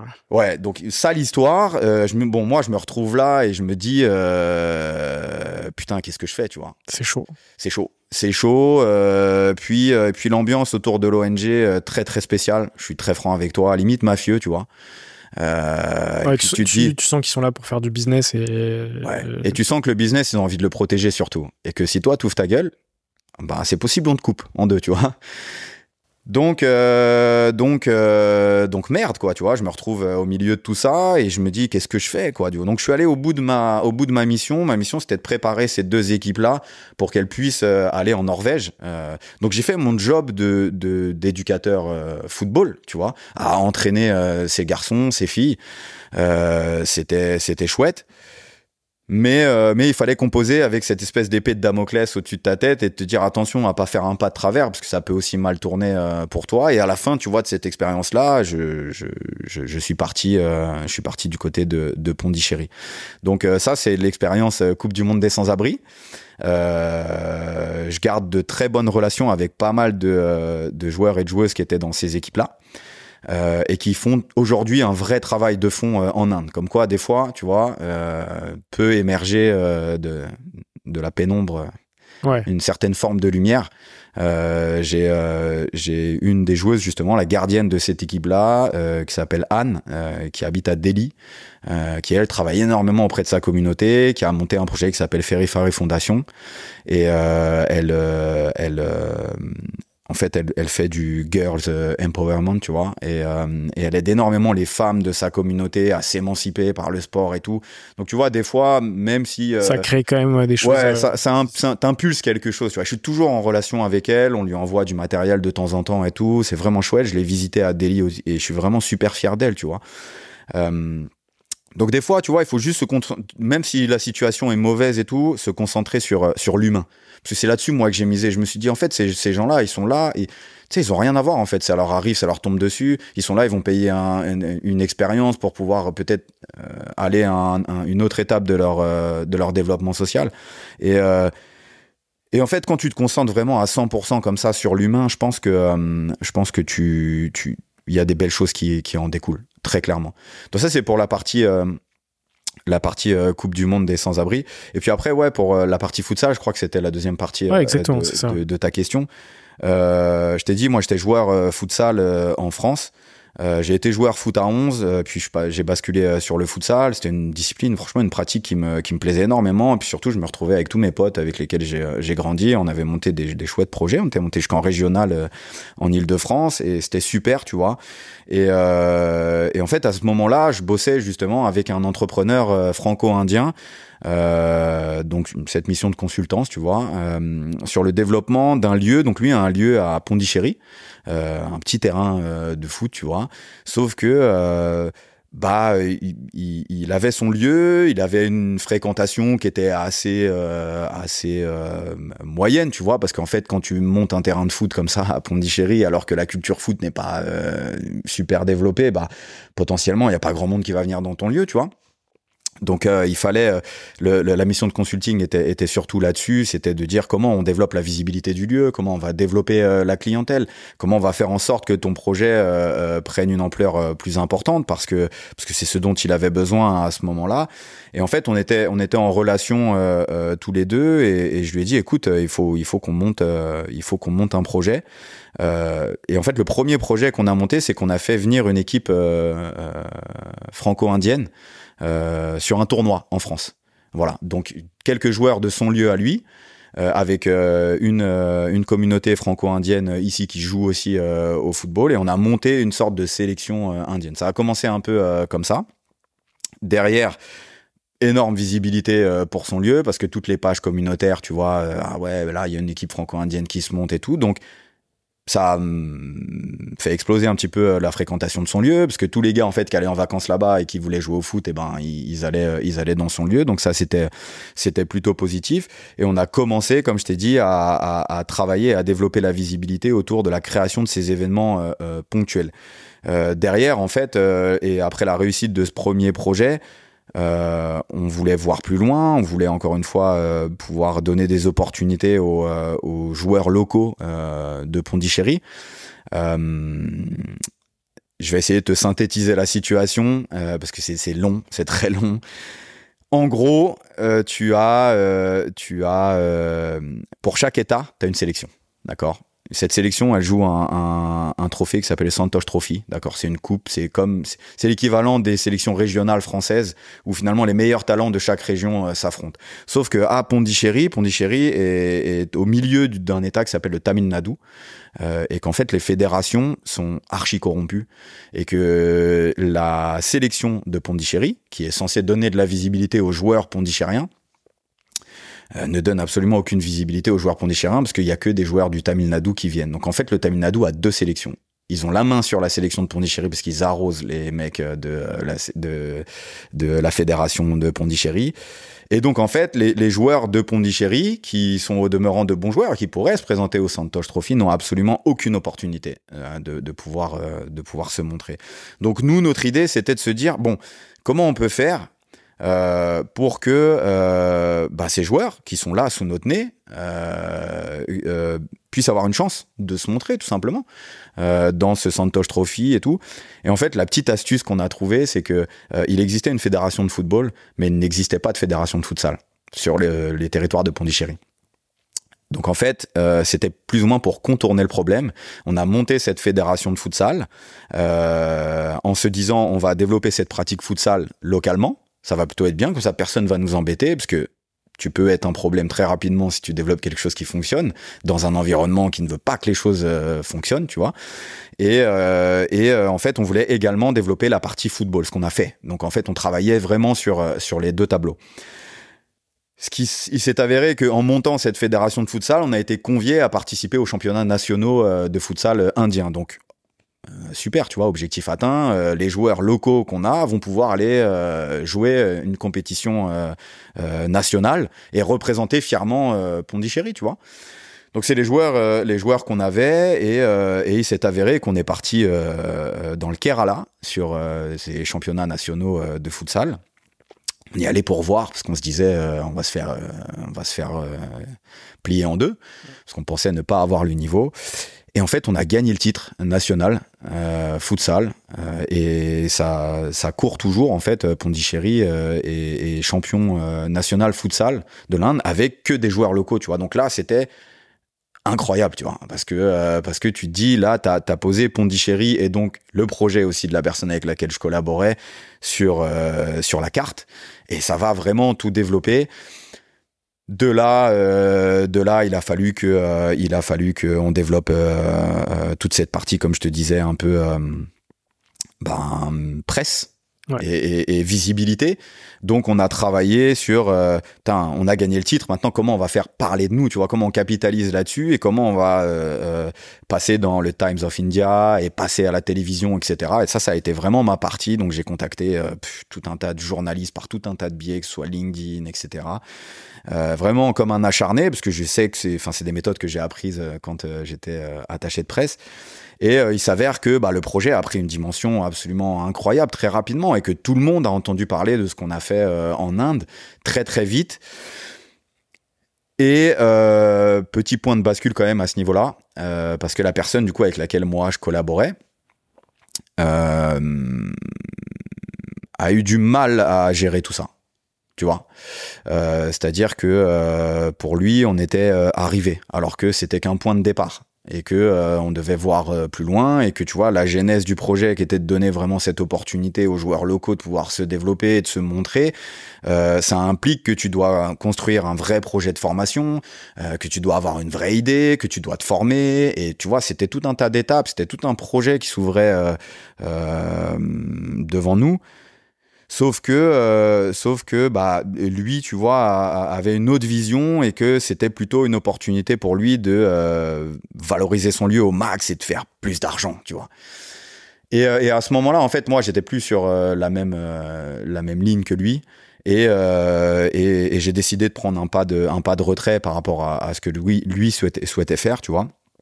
Et on s'est séparés et j'ai basculé sur un autre projet qui me correspondait beaucoup plus, toujours un projet de consultance en gros, auprès d'une école privée. Et là, c'était un projet d'accès à l'éducation via le sport. Donc, on était, tu vois, je retournais un petit peu sur mes objectifs premiers qui étaient de former ces joueurs et ces joueuses. Et donc, du coup, en fait, c'était l'idée était de monter un sport-études dans une école. Autour du football mais pas que, aussi autour de l'athlé et de faire en sorte que des garçons et des filles qui sont dans les villages, qui ont un petit talent pour le football, que nous on les prenne et qu'on leur donne accès à une éducation qui soit quali, vraiment quali, et donc que le football et le sport en général soient un levier, tu vois, pour eux, pour pouvoir se développer. Et derrière, tu formes des ingénieurs, ce que tu veux, tu vois, mais tu les intéresses en tout cas via le sport. Donc c'était ça la genèse du projet. C'est le dernier projet sur lequel je bossais quand j'étais en Inde. Sauf qu'il s'est passé que le Covid est arrivé. Évidemment. Moi, ce que je retiens de tout ça, c'est que toutes ces aventures, elles sont hyper connectées, elles sont hyper reliées. Et du coup, forcément, tout ça mène vers ton projet Diato Family Sport que tu lances en 2021. Ouais. Qui finalement, du coup, justement reprend tous ces sujets d'insertion sociale à travers le sport. Ouais, absolument. Est-ce que tu peux me parler de ce projet justement qui a été lancé il y a 2 ans? Ouais, alors je l'ai pas lancé tout seul, attention. Oui, t'es cofondateur. Je suis rentré du coup d'Inde suite au Covid. Le Covid est intervenu et il a fallu réagir très rapidement là-bas, et donc du coup j'ai pris mon billet d'avion, je suis revenu en France, et là ça a été très très compliqué pour moi, pour être tout à fait transparent, parce que tu te retrouves dans une situation où tu es à l'autre bout du monde et que tu as tout risqué pour pouvoir te développer des projets, que tu as fait des choix et des sacrifices absolument incroyables, que ce soit sur le plan familial, que ce soit sur le plan financier aussi, parce qu'il faut pas se mentir, tout ce que je raconte depuis tout à l'heure, c'est des superbes aventures, mais c'est pas ce qui m'a rendu riche, tu comprends. Je suis riche humainement et d'aventures, mais je suis pas riche financièrement. Et donc du coup je me retrouve en France comme ça, et tout est fermé, et là tu te dis putain, qu'est-ce que je vais faire, quoi, tu vois. C'est je suis mort en fait. Je vais devoir retourner dans le schéma dont je te parlais tout à l'heure, le CDI, l'espace et le burn-out. Et du coup tout est fermé, tout est bloqué, et il s'avère que l'une des seules choses qui est autorisée, c'est la pratique sportive à l'extérieur. Donc voilà, on fait un petit peu d'astuces, tu vois. J'ai toujours mon réseau de coachs et d'éducateurs un petit peu football quand je rentre, tu vois, parce que les gens suivent ce que je fais quand même à l'étranger, et que j'ai toujours mes relations avec les éducateurs que j'ai pu rencontrer tout au long de ma vie. Et un des éducateurs de mon réseau, lui, en fait, continuait à donner des petits cours, c'est pas des cours de football, mais des entraînements en fait pour certains joueurs et certaines joueuses, tu vois. Et puis est venue se greffer une autre personne là-dessus, et une autre personne, et en fait c'est aussi un peu comme ça que se montent les projets. Et du coup moi je voyais un petit peu ce qu'il proposait. Tu vois, ça me plaisait en fait, ça permettait de garder ce lien avec le sport, et c'était un peu ma bouffée d'oxygène. Et je me suis dit ouais, plutôt que de rester à la maison comme ça et de me dire on savait pas en fait, en plus c'était trop bizarre le Covid, tu vois, tu savais vraiment pas de quoi allait être fait l'avenir, tu vois. Et je me suis dit bon, il faut que je me rattache à quelque chose, parce que sinon je vais vraiment sombrer. Et je suis allé voir en fait ce qu'il proposait en termes d'entraînement. Donc c'était beaucoup plus de l'entraînement individuel. C'est-à-dire, tu as un joueur, une joueuse, c'est assez commun dans le monde du foot. Tu prends un joueur, tu prends une joueuse, et tu vas la perfectionner, disons, techniquement ou tactiquement, et ainsi de suite. Et du coup, on s'est assis autour de la table, parce que je leur ai dit, ouais, ce que vous faites, c'est bien, mais je pense qu'il faut qu'on aille vers un projet. Un projet asso, voilà, mettre ça, vraiment tous travailler en commun, parce que là en fait vous faites tous votre truc de votre côté. Alors oui, vous êtes ensemble sur le terrain, vous partagez des terrains, c'était vraiment un truc sauvage, hein. Tu vas sur un terrain, tu mets ton entraînement en place, voilà. Et moi en fait j'ai vu cette opportunité projet, tu vois, de me dire ok, en fait ce qu'on va proposer, c'est un peu ce que proposent tous les clubs locaux, c'est-à-dire que sur les périodes de vacances scolaires, on va juste proposer des stages de perfectionnement, tu vois, techniques, beaucoup, parce qu'en fait tous les joueurs et toutes les joueuses recherchent de nouvelles expériences, et que nous en fait on va juste répondre à leurs demandes. Pour la petite anecdote, en fait il s'avère que ces éducateurs là sont des éducateurs du Paris Saint-Germain, et qu'en fait on monte ce projet tous ensemble, Diato Family, avec vraiment cette optique de se dire on va être dans de l'accompagnement vraiment plus individualisé que ce qui peut se faire en club, pardon. Eux mettaient leurs compétences vraiment foot, terrain, Paris Saint-Germain, et donc du coup compétences et connaissances plutôt technico-tactiques sur la pelouse. Et moi, je venais avec le background un petit peu, mise en place d'un projet, réflexion, vision globale, comment on va tous dans le même sens, au même endroit, et comment on avance, et en greffant justement cet aspect un petit peu socio-éducatif, tu vois.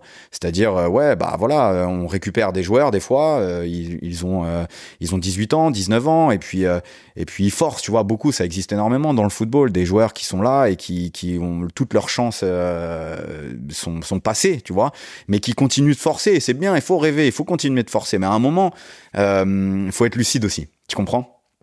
Il faut être lucide, et tout le monde ne sera pas joueur de foot professionnel. Tu vois, ça c'est quelque chose qui est très vrai et qu'il faut se dire. C'est une élite d'élite. C'est-à-dire que déjà dans l'élite qu'on a, il y a encore une autre élite, tu vois. Et même cette élite-là, elle est même pas sûre de devenir professionnelle. Donc il faut vraiment, tu vois, donner les bons messages à certains profils.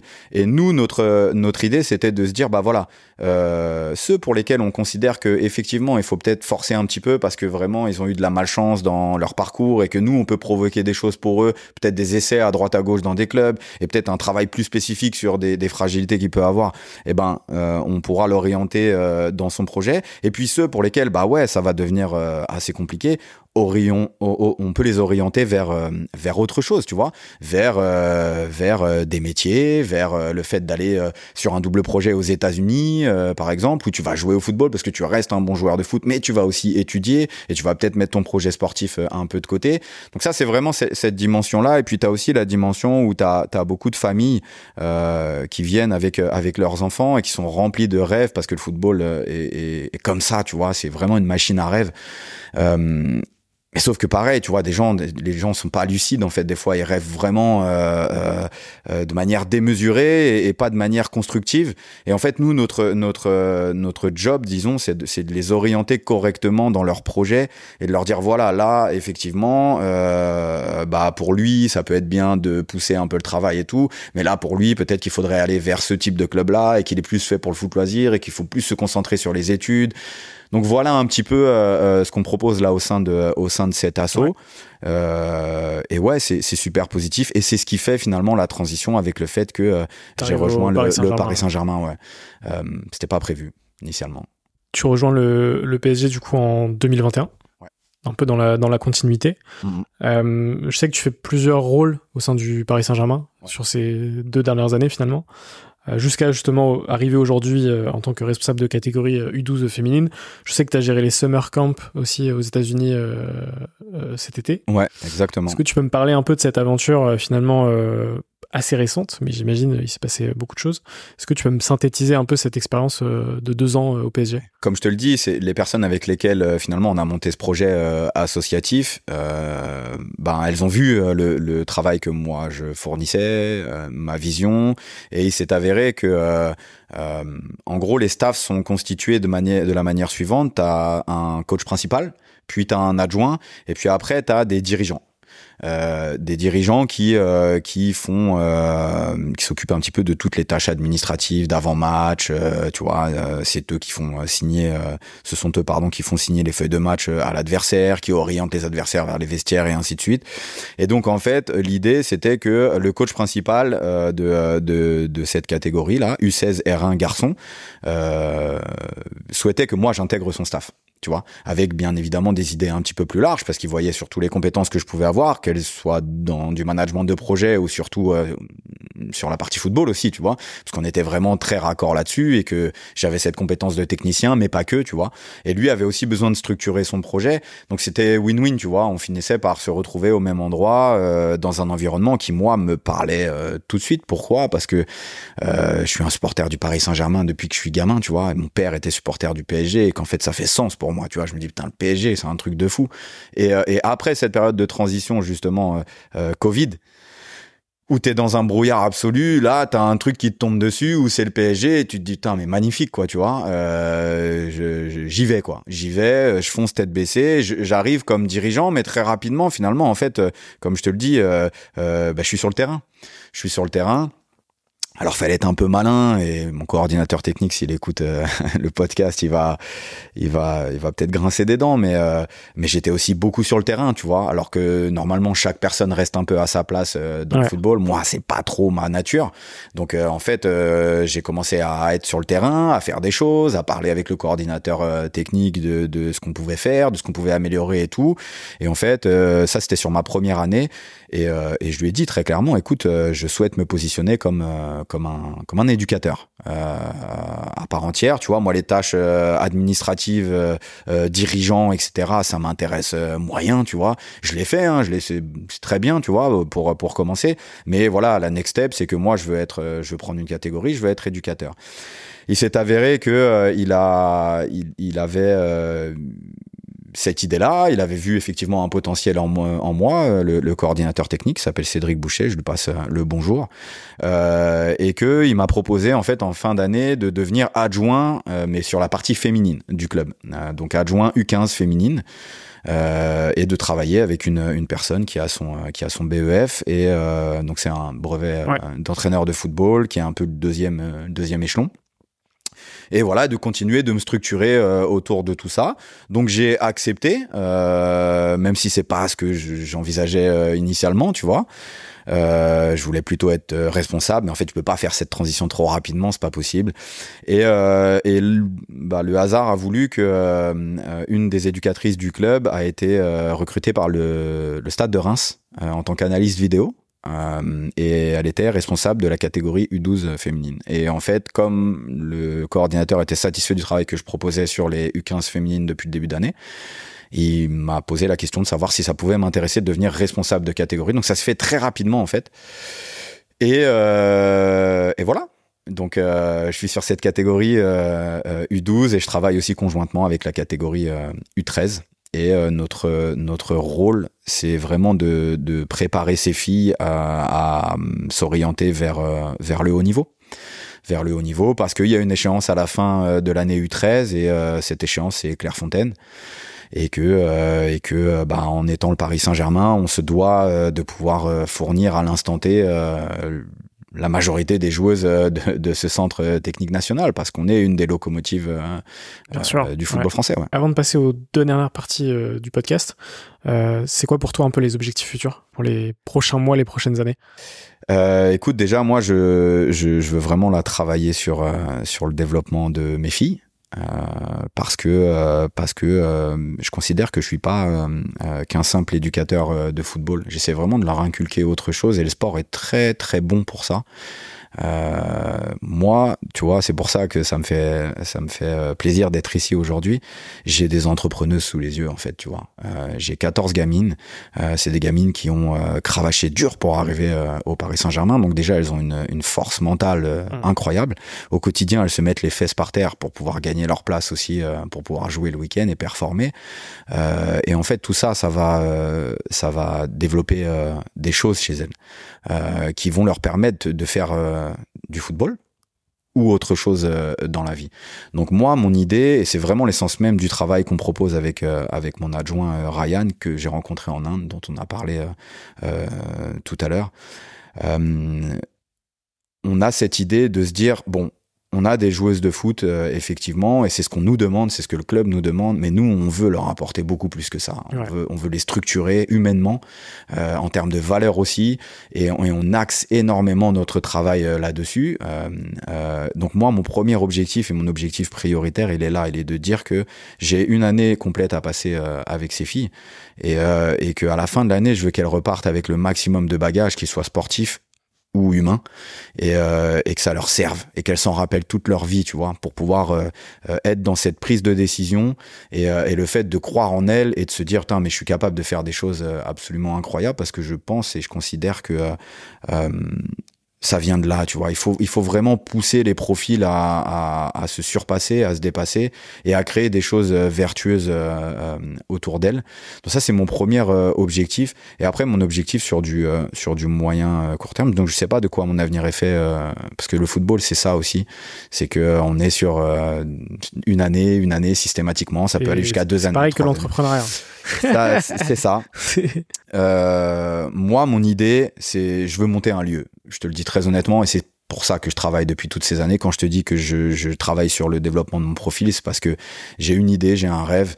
Mon rêve, il est très simple, c'est de monter un lieu,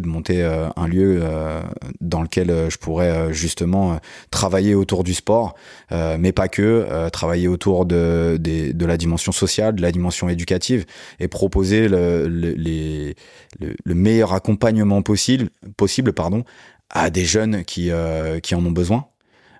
Et leur donner les meilleurs messages. Donc voilà, en tout cas, moi, ce que je souhaite faire à l'avenir, je veux vraiment monter comme un sport-études, tu vois, où t'as des générations de 15 à 20 joueurs ou 20 joueuses, et tu sais que ça peut aller au haut niveau, mais tu sais que ça peut aussi ne pas aller au haut niveau, et toutes ces personnes-là vont devoir trouver autre chose. Et en fait, via le sport, tu peux les intéresser, tu peux vraiment intéresser les gens.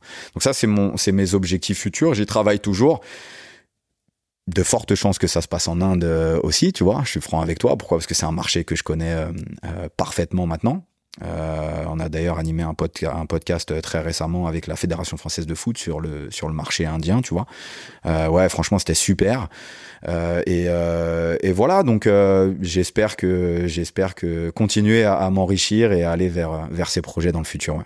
Bah écoute, on te le souhaite. Ouais, je pense que c'est des trajectoires assez logiques au vu de ton parcours. Ouais. On va pouvoir passer à la partie rencontre, mindset et entrepreneuriat avec quelques petites questions. La première, c'est: est-ce que tu veux me parler d'une rencontre qui a marqué ton aventure ? Ouais, je pense que la personne qui partage ma vie, ça a été incroyable. Je suis toujours avec elle. C'est un profil qui ressemble pas du tout au mien. Tu vois, c'est une boule de feu. Elle est incroyable. Elle m'a inspiré directement quand je l'ai vue, tu vois, éducatrice d'athlètes. Moi, elle me choquait quand j'allais voir ses entraînements, tu vois, au départ, où je me disais, putain, elle fait 40 kilos et elle est capable d'animer des trucs de fou furieux, tu vois. Vraiment archi inspirante. Et elle, je pense qu'elle m'a... tu vois, c'est important en fait au quotidien, je pense, comme je le disais tout à l'heure, de s'entourer de personnes qui t'inspirent vraiment. Et c'est encore mieux si la personne avec laquelle tu vis au quotidien t'inspire vraiment. Et elle a su, je pense, tu sais, le petit centimètre en plus, je pense que c'est elle qui me l'a inculqué, et de me dire, tu sais, me mettre un coup de pied au cul et de me dire, mais vas-y, en fait, tu sais, t'es incroyable. Donc vas-y, fais ce que t'as à faire jusqu'au bout et crois en toi vraiment, parce qu'en fait tu crois qu'à moitié en toi. Et tu sais, toi t'es toujours en train de te dire ouais, je crois en moi. Tu sais, tu montes les biscottos, tu fais le malin. Mais dans le fond, quand tu vas te coucher le soir, tu te dis putain, mais qu'est-ce que je fais ? C'est une horreur, tu vois. Et je sais que tu le vis, toi aussi. L'entrepreneuriat, c'est ça aussi. Tu te remets systématiquement en question, et d'avoir une personne qui est à côté de toi te dit mais vas-y, mais qu'est-ce que tu racontes en fait ? Tu sais, genre c'est de la balle. Et pour l'anecdote, ce matin, avant de partir, elle m'a dit ouais, sois pas stressé, en fait c'est super, tu vas juste parler avec François parce qu'elle connaît aussi tes podcasts, et elle m'a dit ça va être génial et t'as des trucs à raconter, tu vois, t'es pas un imposteur. Et voilà, donc cette rencontre là, elle a vraiment je pense changé ma façon de voir plus loin et de me dire ouais, en fait je peux vraiment aller beaucoup plus loin que ça, tu vois. Voilà. J'ai deux autres questions dans cette partie. C'est quoi le plus important selon toi dans le fait d'entreprendre ? Parce que le fait d'entreprendre, c'est très large. Ouais, c'est très large, et effectivement, il y a tout un tas de manières d'entreprendre. Pour moi, la clé, c'est de croire en soi à 100%. Vraiment d'y croire à fond, les ballons. Je pense que il y a trop de gens. En fait, le monde est peuplé de personnes qui ont envie d'entreprendre. Vraiment, je le vois au quotidien. Tu parles avec le boulanger du coin, le gars, il va te dire ah putain, moi j'avais commencé à écrire un livre, ou ouais, il y a elle qui rêvait d'être actrice, ou tu vois. En fait, tous les gens ont finalement un projet ou un rêve secret. Et en fait, ce qui fait vraiment pour moi, là, je crois en tout cas, hein, c'est mon expérience perso, la différence entre les gens qui arrivent à franchir ce pas-là ou pas, c'est le fait d'y croire à 100%, tu vois, et d'être vraiment convaincu. Et pour ça, en fait, comme je le disais tout à l'heure, et j'en reviens à ma compagne, pas que, il y a beaucoup de gens qui m'inspirent autour de moi, tu vois, ma famille m'a énormément accompagné aussi dans tout ça, tout l'entourage. Ces gens-là doivent te permettre de croire en toi à 100%. Et dès que tu décèles une personne qui croit plus vraiment en toi, le mieux, c'est de prendre ton pas de retrait et de te dire putain, c'était super, je t'aime beaucoup. Mais en fait, le mieux, c'est que, tu vois, et moi, j'ai des potes dans ce cas-là.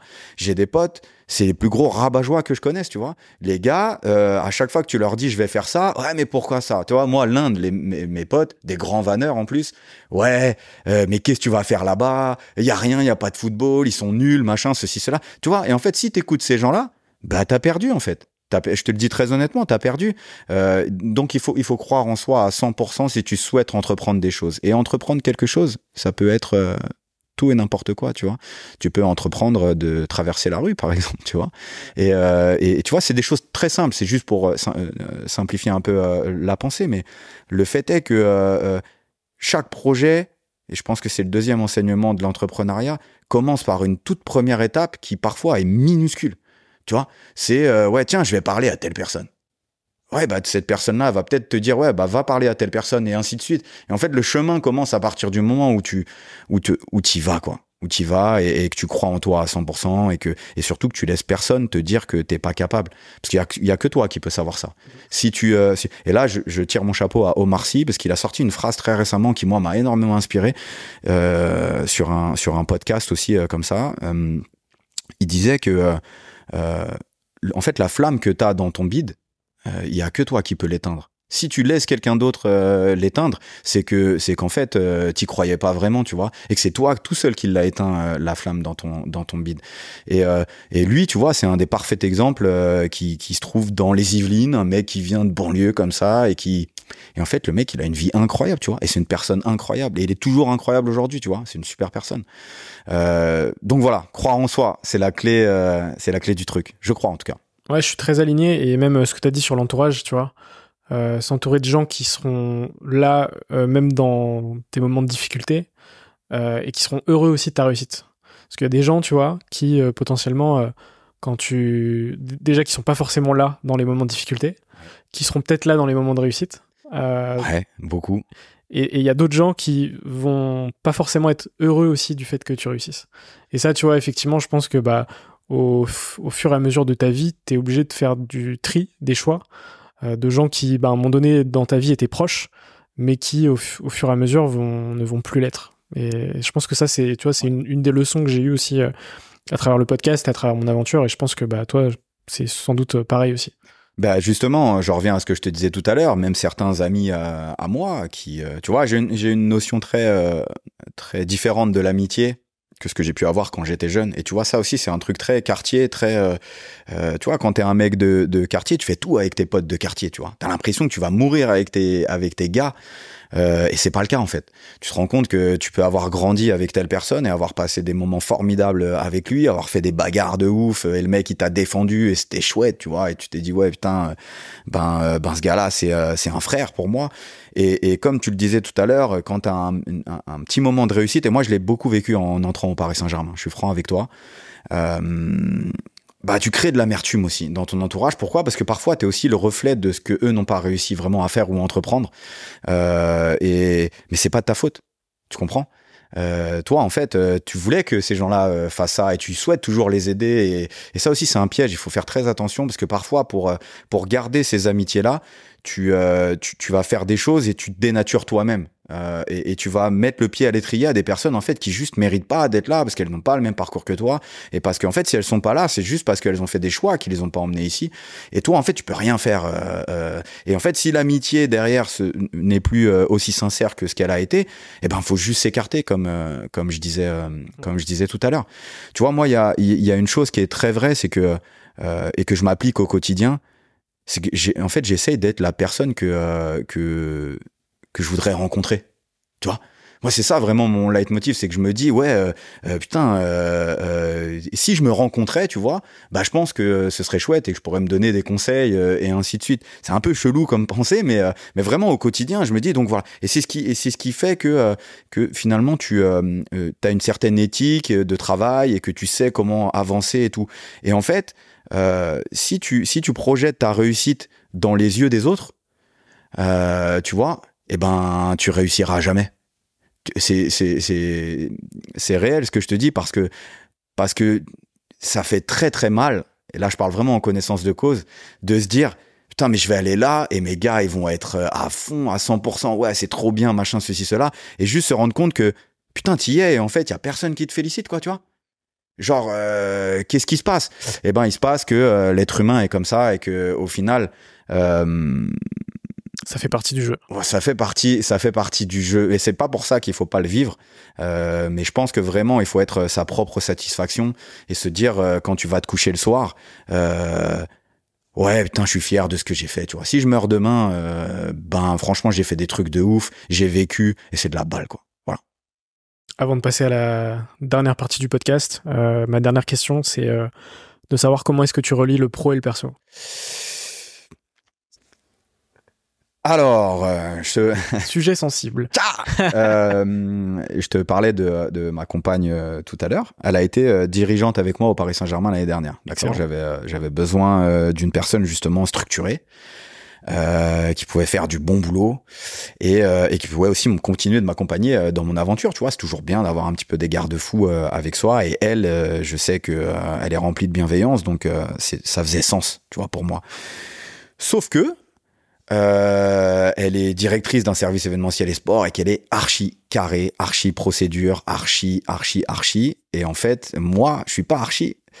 Je fais mes trucs comme je l'entends, à mon rythme. Et tu vois, je suis quelqu'un d'assez stressé.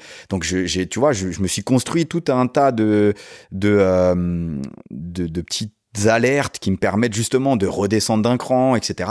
Et en fait, ça marchait pas du tout, tu vois. On était ensemble, c'était bien fait, le travail était bien fait, mais au final, j'avais 2 fois plus de stress que si elle avait pas été là.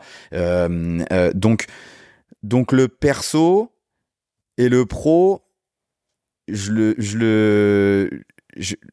j'essaie de pas trop mélanger parce que ça peut être une bonne idée sur le papier et au final ça peut ne pas bien fonctionner et c'est pas grave, tu vois ce que je veux te dire. Elle est plus dirigeante au Paris Saint-Germain parce que elle aussi elle a compris que c'était pas positif. C'est okay. Et c'est pas positif pour notre relation, mais voilà. Après par contre écoute, je travaille dans ma passion, tu vois. Je suis un mec, c'est même plus qu'une passion, c'est une possession, je suis possédé par le foot, tu vois.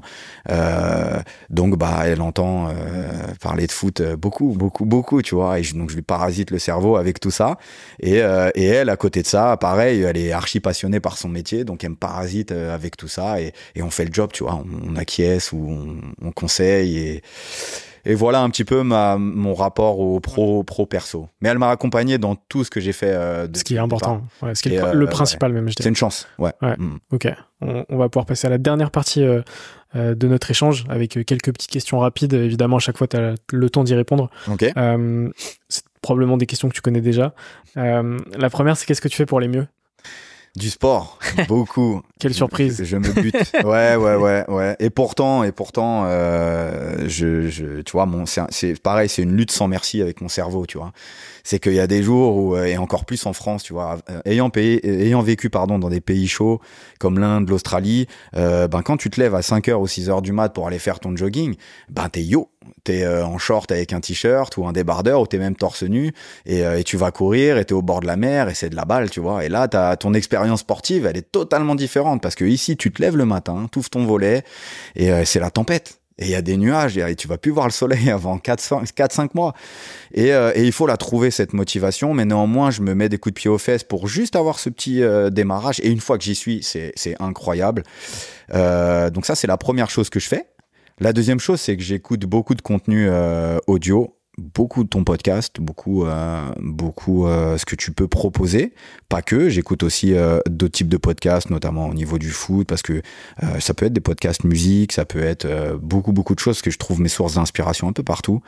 Mais c'est vrai que ton podcast est vraiment top, et comme je te le disais tout à l'heure, le fait que le format soit d'1 heure, un petit peu plus, bon là peut-être un petit peu plus, mais ça me permet juste de finir mon jogging et d'être sur la conclusion du podcast, et ça je kiffe à fond. Ça c'est vraiment la deuxième chose que je fais. Et puis la troisième, c'est que je suis un énorme fan de sauna, hammam et ainsi de suite. Et en fait j'ai un abonnement et ça détend bien ça. Je me bute et j'y vais, et ça me permet, tu vois, d'être enfermé dans une pièce où il y a pas un bruit, où t'as chaud, tu sues et t'évacues, t'expulses le mal et t'es bien, t'es détendu et tu peux rentrer tranquillou. Je valide, voilà. Je valide ça. Voilà. C'est quoi ton plus grand rêve ? de monter le lieu dont je te parlais tout à l'heure et de rendre mes parents heureux et fiers. Parce qu'ils le méritent, parce que c'est des gens bien et que je les aime. Voilà. C'est quoi ta plus grande peur ? Ma plus grande peur, c'est de ne plus être libre. J'ai ce tatouage-là, le tatouage que j'ai en dessous du bras, c'est vivre libre ou mourir. Et pour moi, la liberté, c'est trop important, tu vois. Et je préfère mourir très très pauvre dans la misère infinie et être libre qu'être très riche et être emprisonné quelque part, tu vois. Donc je pense que la perte de liberté, pour moi, c'est peut-être ce qui me fait le plus peur. Ouais. Ok. Est-ce que tu as un livre à me conseiller ? Ouais, j'en ai un. Il est incroyable, mais je pense que tu l'as déjà lu et ça s'appelle L'Alchimiste de Paulo Coelho. Ouais. Et c'est mon livre préféré. Je le kiffe, il est incroyable. Et c'est moi, Santiago, c'est moi. Je suis le héros principal de cette histoire-là. Et je l'écoute, tu vois, je l'ai en version écrite. Et c'est ma prof de français qui me l'avait fait lire quand j'étais jeune. Et en fait, cette dame, Madame Godby, elle croyait beaucoup en moi à l'époque. Et j'ai pas su voir ça, tu vois. Et elle me poussait énormément et elle m'avait filé ce livre. Et en fait, j'étais juste pas en capacité de le comprendre à l'époque, tu vois. Mais c'est bizarre, comme quoi la vie, des fois, te ramène à ce que t'as déjà connu. Donc ce livre est franchement incroyable. Et tu vois, elle voulait me pousser à faire du théâtre et tout machin. Tu vois, ça a été en fait une personne qui croyait vraiment en ce que moi j'avais profondément en moi. Et bon, j'ai floppé, hein. Il s'avère que c'était une prof pour moi, donc c'était mon ennemi, quoi, en soi. Donc je lui ai pas fait honneur. Tu vois, elle m'a poussé à m'inscrire au latin et tout. Tu sais, elle croyait vraiment. Tu sais, elle se disait. Et en fait, je l'ai pas respecté, tu vois. Mais merci Madame Godby, parce que L'Alchimiste, c'est un livre de malade mental. Et deuxième ouvrage, t'as Shantaram, je te le recommande. Ok, je connais pas. Ça se passe en Inde. Et c'est la personne avec laquelle je collaborais quand j'étais en ressources humaines qui me l'a offert, tu vois, comme quoi. Excellent. Et en fait, c'est l'histoire d'un gars qui est prisonnier en Australie et qui s'enfuit.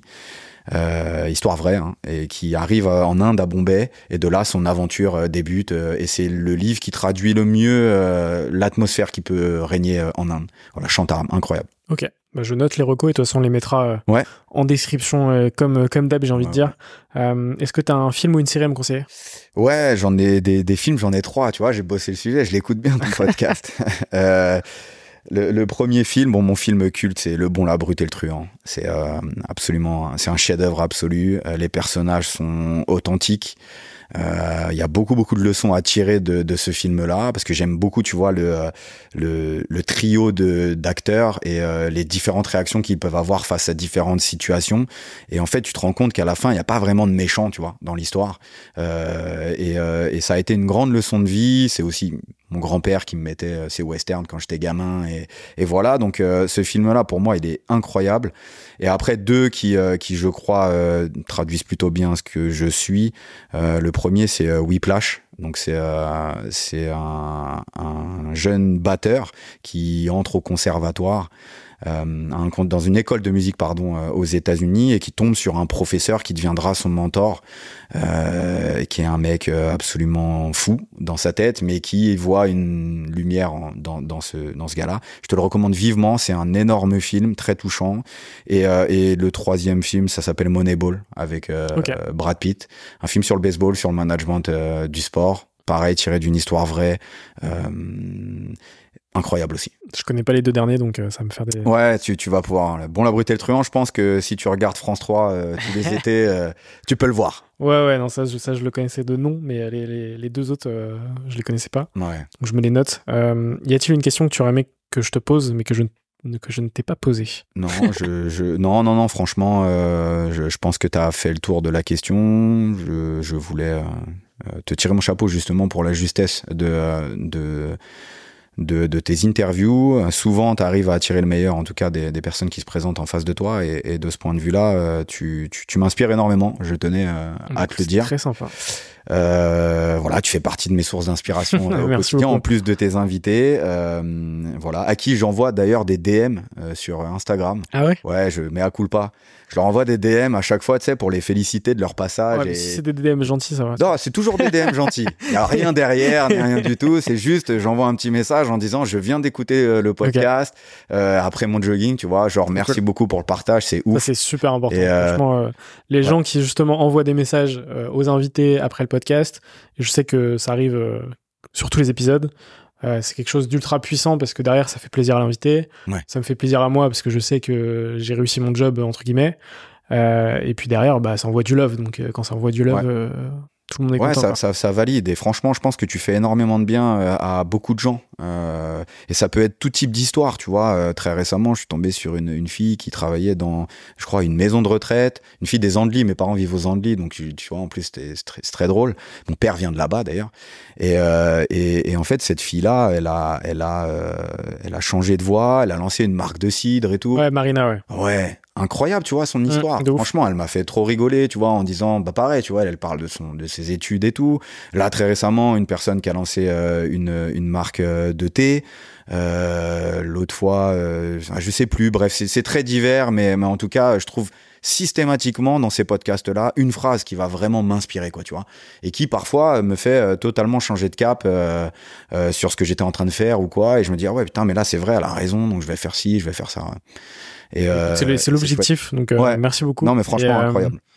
Et la question d'après, c'est la question reverse, où là, c'est toi qui prends le rôle de host du podcast pour une question. Ok.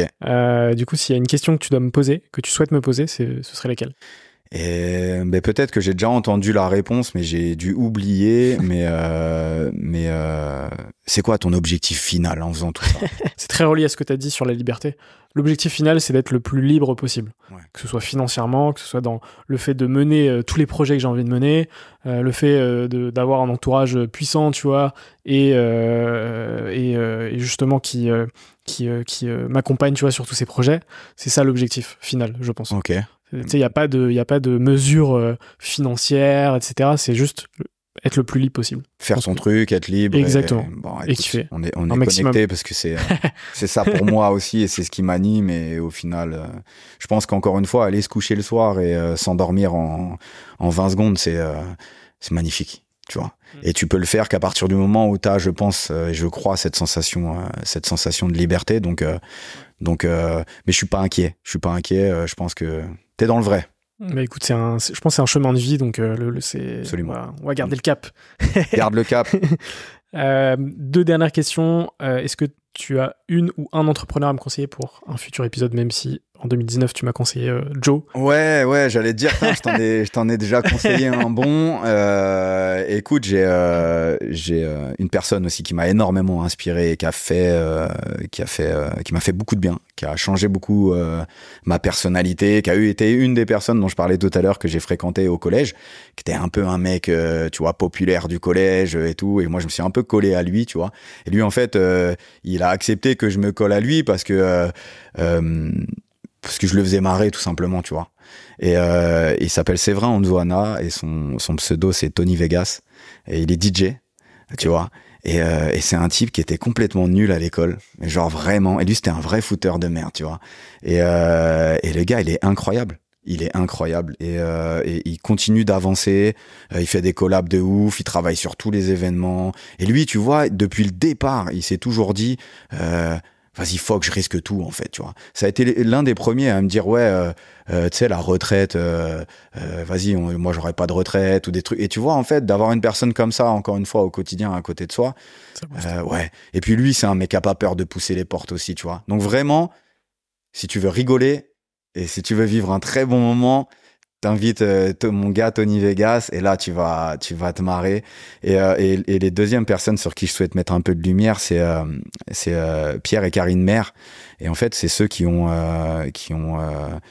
développé les grottes du Yéti. Donc c'est un bar d'altitude que tu peux trouver dans toutes les grosses stations de ski. Ils ont racheté en fait la marque pour 1 euro symbolique à l'époque et ils en ont fait un truc de malade mental, un avion de chasse, et il y a des grottes du Yéti partout, c'est archi connu, renseigne-toi. Et c'est des gens, quand tu parles avec eux, t'as l'impression qu'ils ont rien fait de leur vie, tu vois. Je sais pas comment t'expliquer, mais c'est un sentiment super bizarre. Il y a absolument aucune prétention chez eux. Ouais. Ils sont archi bienveillants, toujours bien entourés, les potes, les machins, les trucs. Ils nous invitent chez eux. Et tu sais, en fait, c'est jamais des gens qui vont t'éclabousser de leur réussite, tu vois. Et moi, j'ai beaucoup d'admiration pour ces gens-là, qui réussissent vraiment, mais qui t'écrasent pas par leur réussite derrière. Ouais. Ça c'est une caractéristique que je retrouve dans beaucoup d'entrepreneurs et de gens qui ont fait des choses de ouf, mais qui sont les plus humbles possibles. Alors que parfois, tu rencontres des gens qui ont des égos stratosphériques et qui pourtant n'ont pas fait grand-chose.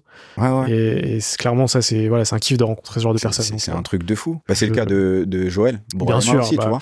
Le gars, tu sais, genre coach incroyable. des Kardashian, Kanye West et tout machin, tu lui envoies un message, il te répond, le gars, tu vois. Exactement. C'est genre, il doit en recevoir des milliards. Et c'est pas parce qu'on se connaît depuis qu'on est jeune qu'il est obligé de répondre, tu vois. Ouais. Donc bref, super inspirant. Donc, bah, écoute, je note tout ça dans mon petit carnet des recos. Ouais.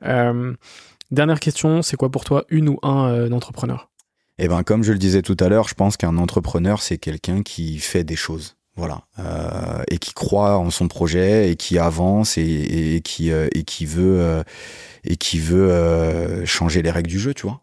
Moi, je pense que c'est ça, être un entrepreneur, c'est ok, je constate qu'une situation me convient pas spécialement, ou que je peux avoir une plus-value sur tel ou tel truc, ou que je peux apporter une innovation, et let's go, j'y vais, quoi, tu vois. Et je pense vraiment que les gens qui prennent ces décisions-là de se bouger et d'enclencher la première, tu vois, de se faire juste ce petit centimètre en plus, ben pour moi c'est ça un entrepreneur. Ça marche pas, hein. J'en ai plein des exemples autour de moi d'entrepreneurs aussi qui finalement ont lancé leur projet. J'ai une très bonne amie à moi qui s'appelle Gaëlle et qui a lancé son truc, c'était les fleurs. Ancienne patineuse artistique de haut niveau, elle a fait un burn-out et tout, et au final elle se lance dans les fleurs. Elle lance son petit business et franchement l'idée elle est top, tu vois. C'est des fleurs françaises et ainsi de suite. Et puis finalement ça marche pas, et là tu vois en fait elle a du mal à s'en sortir, et ça me peine énormément, tu vois. Mais j'ai aucun problème avec ça parce que je sais qu'elle va rebondir, parce que pour moi elle c'est une entrepreneuse, tu vois. C'est une fille qui va jamais se laisser abattre, qui va toujours trouver des solutions. Donc pour moi être un entrepreneur c'est ça, c'est surtout aussi savoir affronter l'échec et se dire ok bon bah là j'ai échoué, vas-y je fais quoi maintenant, et j'y vais et je continue, tu vois. Il faut pas prendre de CDI si tu veux être un entrepreneur. Sinon, t'achètes un espace après. C'est la conclusion parfaite pour ce podcast. Ouais. Merci beaucoup, Cédric. Merci à toi, François. Ouais, c'était incroyable. J'ai beaucoup parlé. J'espère que moi, j'ai bien kiffé. Je pense que parfois, c'est bien de prendre le temps aussi. Et c'est tout l'intérêt de ce format. Toujours, ouais, carrément. Et du coup, j'espère que toi qui nous as regardé et écouté, ça t'a plu aussi. Cédric, je te souhaite un maximum de kiff pour la suite. Merci beaucoup, François, et je te souhaite encore une fois plein de réussite et fais des podcasts beaucoup. Comme ça, je vais courir tous les jours et j'ai du contenu à écouter. On est dedans. Voilà, Merci fais ça. Merci Cédric. Salut, ciao. Ciao.